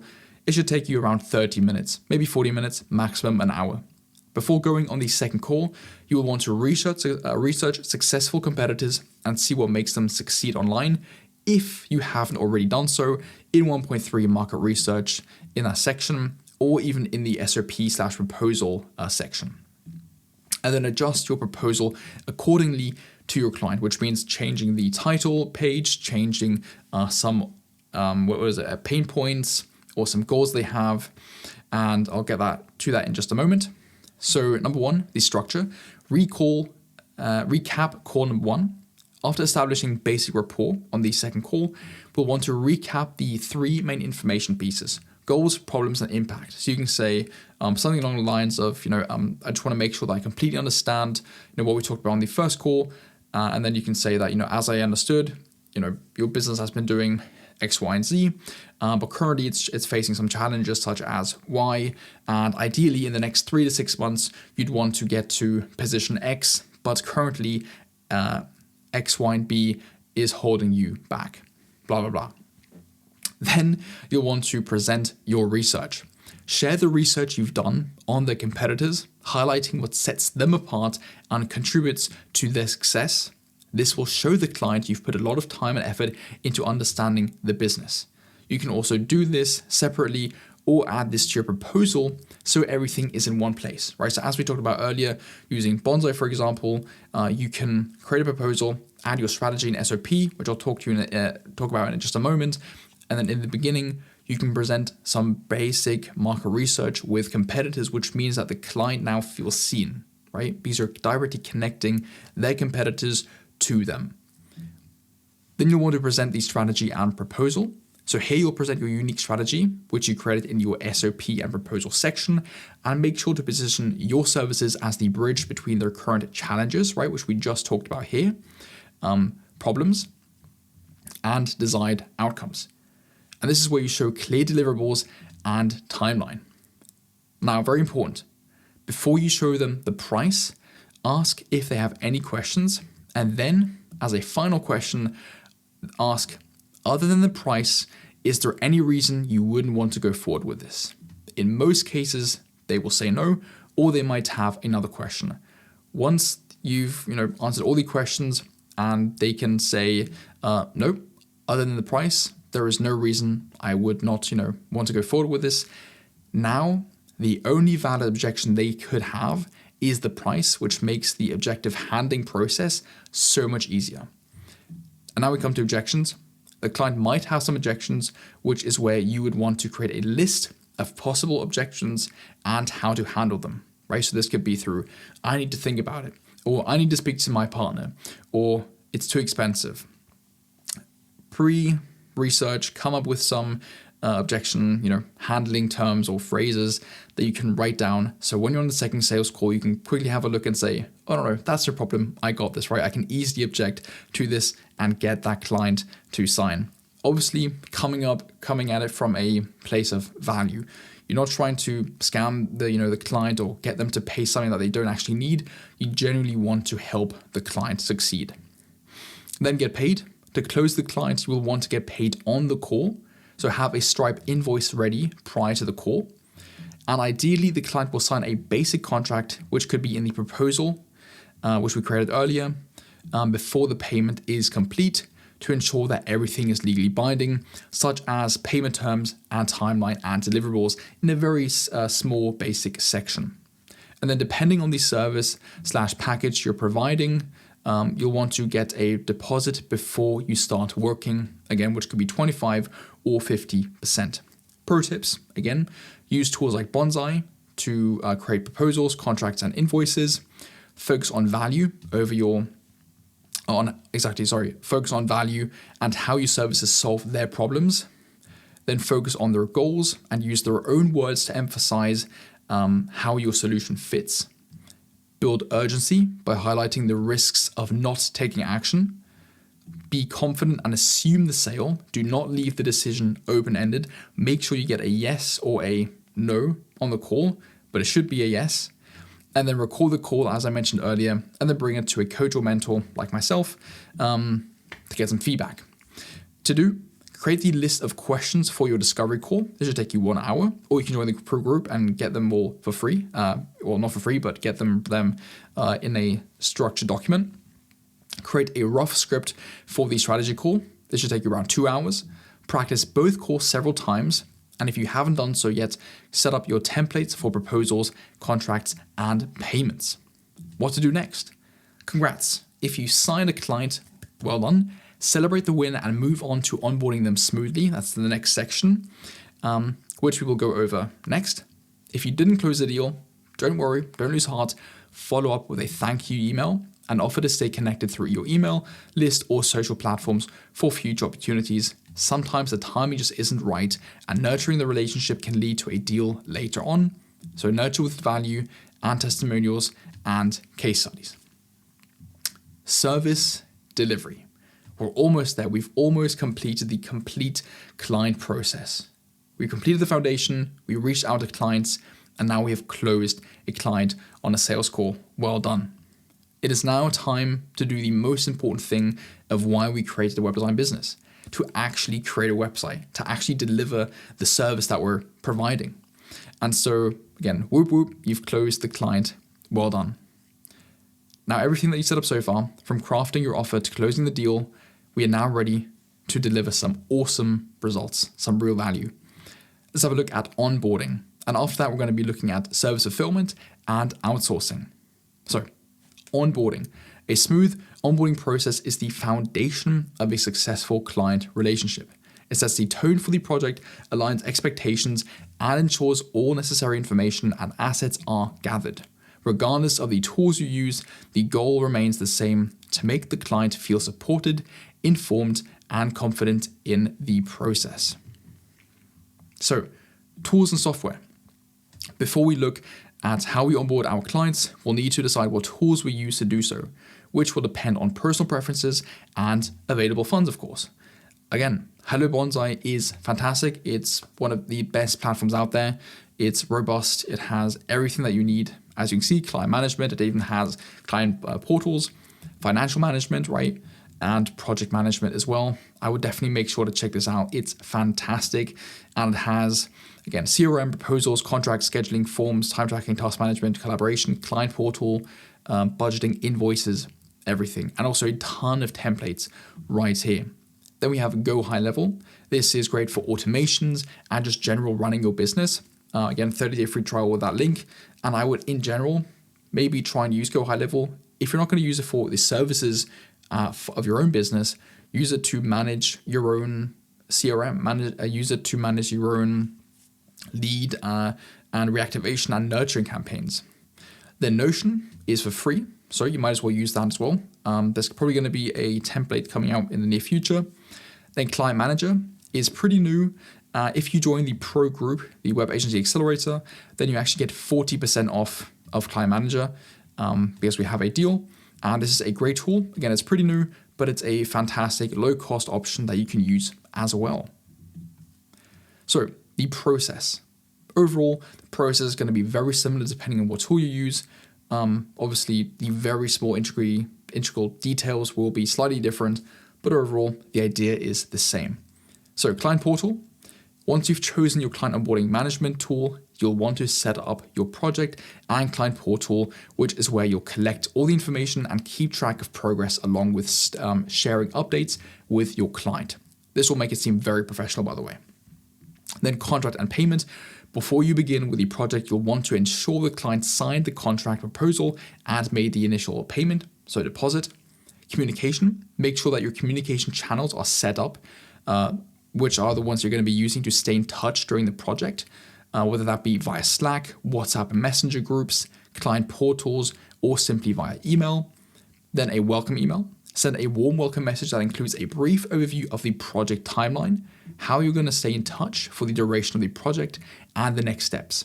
If you're using a client portal, add a video that you've made to show them how to use it so that everybody is on board and knows exactly, what they can expect with the client portal system, which is potentially going to be where you will share updates and where they can leave feedback as well. And so it's important that you've shown some tutorial on how they can use that.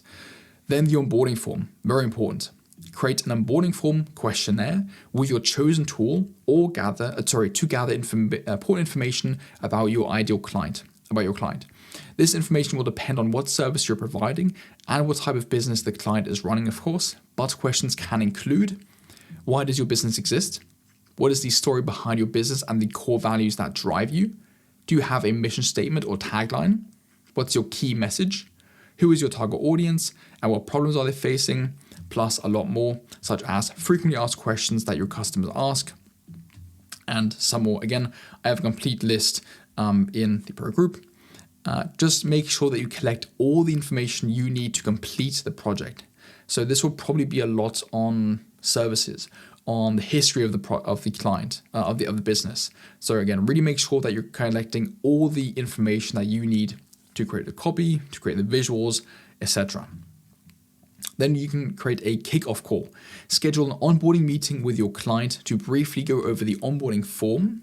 Right? This is a great chance to ask any additional questions you have and make sure that you've gathered all the information. Then explain how the rest of the service delivery process will continue and what they can expect in the coming days and weeks. You've onboarded the client. Awesome. At this stage, the client should have clear expectations of the project timeline, when they'll be receiving updates, and how you'll be staying in touch with them. It's really important that the client feels seen and supported during this process, because if they're happy with the onboarding stage, they'll be relaxed and at ease, and they'll be a lot more confident in you as a service provider that this project will go smoothly. If you kind of mess up the onboarding phase, they won't have a lot of trust in you. And so be prompt and professional. Again, this will make the client feel taken care of and therefore more valued. However, also make sure to set boundaries when it comes to communication in order to avoid unnecessary stress, such as not being in touch on weekends. The to-do list: choose your client management tool, 1 hour, set up the tool and client portal, and then create templates for your welcome email and onboarding form. Then we have Service Fulfilment. The entire journey from laying solid foundations and mastering client acquisition to seamlessly onboarding clients has been building toward this moment, delivering exceptional value to the clients we set out to serve. We serve them. Regardless of your service type, web design, development, SEO, a structured approach ensures consistent, high-quality outcomes. This section builds on the internal strategy or SOP we created earlier, offering a universal framework for efficient service delivery. And this is going to apply on the next section, outsourcing. Process. This will depend on your exact deliverables, but here's an example structure you can follow. You will have already done this in 1.3 market research, in 1.6 SOP proposal, and 4.1 onboarding, but I want to add all of this in one process so you know roughly how it looks like and how it fits into your entire project timeline. Number 1, define project scope and deliverables. Review the onboarding checklist, right? So ensure contract, deposit are completed, onboarding form is done, and you had the onboarding call, and that all client management tools are set up. Reconfirm scope. So reestablish and confirm that the client's goals, timeline, and deliverables are aligned with the project milestones. Benchmark. If you're trying to rank on SEO, if you're tracking conversion rates, you want to track and document all relevant data in the beginning, what that data was before working with you. So at the end of the project, you can compare it and hopefully show them how much better your services have been and what an impact it has made to their business. Research and planning, important. Market research, of course. If not fully covered during onboarding, refine your understanding of the client's competitors, target audience, and industry trends. You can refer back to 1.3 market research and 1.6 SOP proposal. Then asset review. Assess all materials provided by the client, such as brand guidelines, existing websites, or market data, as received in 4.1 onboarding. Then internal planning. Create an internal project database with all assets, documentation provided by the client, of course, and research done by you. Finally, map out the project workflow, assigning tasks to team members or freelancers if outsourcing is involved. And then we have concept and strategy development, draft deliverables. So begin working on initial drafts, such as wireframes for design, campaign outlines for marketing, then client feedback. Once that initial draft is complete, get some feedback from the client, and then once approved, proceed to the next stages of fulfillment. And at this stage, if you have a guarantee, you could offer the 100% money back guarantee. So if the client isn't satisfied with the first draft and they don't want to continue working, this is where that would take place. Now we have implementation and execution. Execution. Follow your SOP or strategy. Very important. Again, make sure to create a very thorough SOP for your services and execute with nothing but the highest quality, ensuring it meets these required standards, and of course incorporate regular quality assurance checks, especially when outsourcing, to make sure that you're providing value with nothing but the highest quality. Updates. Keep the client updated on predefined key milestones, ensuring that you're informed but not overwhelmed. Share Loom videos rather than having calls. That could save time. That's what I've used. Clients have been really, really happy when they receive Loom videos where I show them the updates, the progress, instead of wasting 30 minutes or an hour on a call going back and forth. Depending on the size of the project, updates could be shared every 2 or 5 to 10 days. Then client review and feedback. Get some feedback, so present drafts or milestones, Figma files, Google Docs, or live previews, only when they are ready to review, which minimizes confusion and premature feedback, right? If you're sharing a Figma document and the client sees it when it's still in like the second design draft phase. They might be confused of the direction or why it's, not completed. And just don't share any files until it's ready to get reviewed. Very important. And then iterate and refine. Once feedback has been received, address it promptly while sticking to the scope to avoid scope creep. Make sure to clarify any unclear input as well, right? Some clients might not be very clear with their feedback. Make sure that you're clear about that and that, you understand what they actually mean. Because going back and forth can be a bit annoying during a project. Then final deliverables and handoff. We're almost there. Testing. Perform thorough checks to confirm everything is functioning correctly. Deliverables. Prepare all required assets, documentation, and tutorials, ensuring the client knows how to use or manage deliverables independently from you. And then launch. Present the website to the client on a call would be best, and ensure they are satisfied, and make sure to ask for a testimonial, which they can do whilst on the call. So at the end of the call, you can say, if it's all right with you, I'd love to get a short review testimonial from you that I can use maybe for my social media or for my website. What was the main, or what was the best thing working with us, etc., right? Or, did we exceed your expectations? Blah, blah, blah, blah. And therefore you can record the call. Again, make sure to record the call, and then you can use that to publish to social media or to your website. Or you can use Senja, which I will add here actually. So I will add Senja, which is a great client review collection tool. Then post-launch support, providing value after the project helps build long-term relationships. Support window, offer a defined period, example 7 days, for free revisions or minor fixes. Then upsell opportunities, introduce the client to ongoing services like maintenance, SEO, etc. Gift, sending them a gift after completing the project can be a very nice personal touch to end the experience with you. This could be a dinner voucher, for example, or a handwritten note. Referral, after your support window, 1 to 2 weeks, for example, after the project completion. You'll also want to send them a quick check-in email, making sure that everything is working well. And this is a great opportunity to ask them if they would know anybody who could benefit from your services, as a happy client is often the best advocate for your business, so a referral. And then, of course, you can also offer them a commission. And benchmark comparison. After enough time has passed, revisit the data you collected before the project started, so conversion rates, SEO metrics, etc., that the client had prior to working with you, and then compare them with the ones that you currently have. Hopefully, having improved these metrics, you can present them to the client and create a detailed case study for your own website and really showcase that, your services are actually valuable. Then, these do is to, depending on your services, create templates and structure you can follow every project. But of course, this will be heavily dependent on your workflow, so no guide time here. This is similar to creating your SOP, of course. And finally, outsourcing. Outsourcing is an essential strategy for businesses looking to scale operations, but you of course know that. What should we actually outsource, right? You can start by outsourcing time-consuming tasks such as research, admin work, etc. Then key service work such as design, development, SEO, etc. And finally, management aspect of the business, such as hiring a project manager. That is like one of the end goals. So you definitely want to build up towards that point.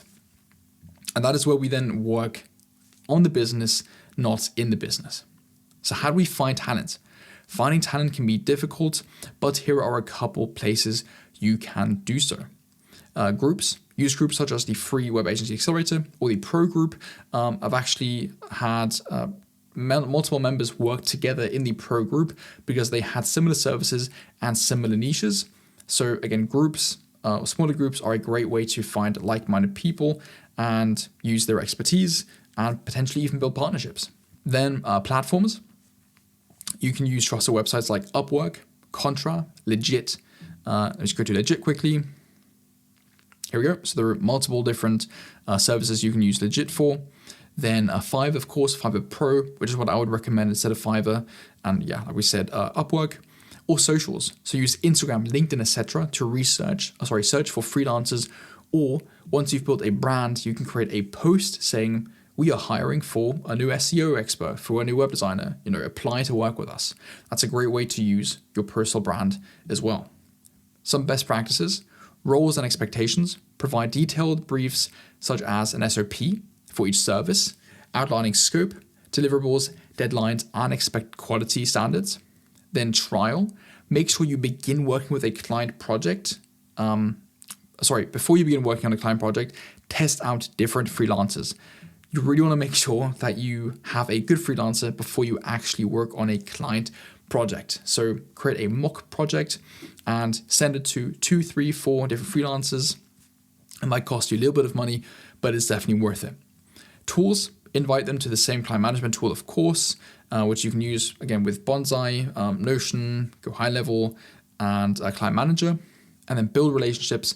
Once you have found the right professionals, develop long-term partnerships to keep quality consistent and build a strong team. This is, again, going to be one of the best ways to grow as a business. The final to do: identify tasks to outsource, which could take 30 minutes, draft SOPs templates, 3 to 5 hours, maybe a bit longer, and then search for talent, 3 hours or ongoing. And that is it. Congratulations to all of you who have stayed through the entire video. I want you to do every single to-do on this. Make sure to go through the checklist. As you can see right here, everything is noted down. Make sure to go and have a look at all the tools and softwares, which will be linked below here as well. But what is the next step? The next step is, if you want to really grow as a web designer, get one-on-one help from myself, build partnerships, get direct help from other agency owners, then you can join the Pro Web Agency Accelerator for any questions that you have. Again, this really is for those of you who want to build a successful web design business and actually get feedback.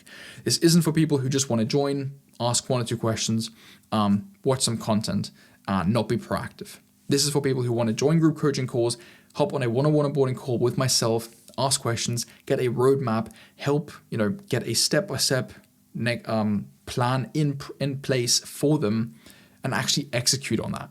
So if you're looking for that, if you're looking for an accountability group where we literally post every single day, this was just in the last 2 or 3 days, join the group. If you have any questions, or if the payment doesn't work on School, send me a DM on School or on Instagram. And that's about it. I can't wait to see you in the pro group. I can't wait to see you in the free group. I truly hope that you enjoyed this course. There's a ton more content to come. So if you did like the video, I would really appreciate it if you liked the video. If you want to subscribe, awesome. That'd be amazing. And yeah, that's basically it. So I wish you the best of luck. I can't wait to see you wherever, in the next videos on Instagram, in the schools. And if you have anything specifically that you would like to see on the channel, comment down below, and I will see you very soon. Again, make sure to take action. I know this was a lot of information, so I want to go back to the very start, right here, right? Take action. This is super important, and yes, you can. Believe in yourself. This is super important, okay? Yes, you can. And that's it for me. I hope you liked it. I would like some feedback in the comments. And the last thing, do not forget to maximize your luck. Bye.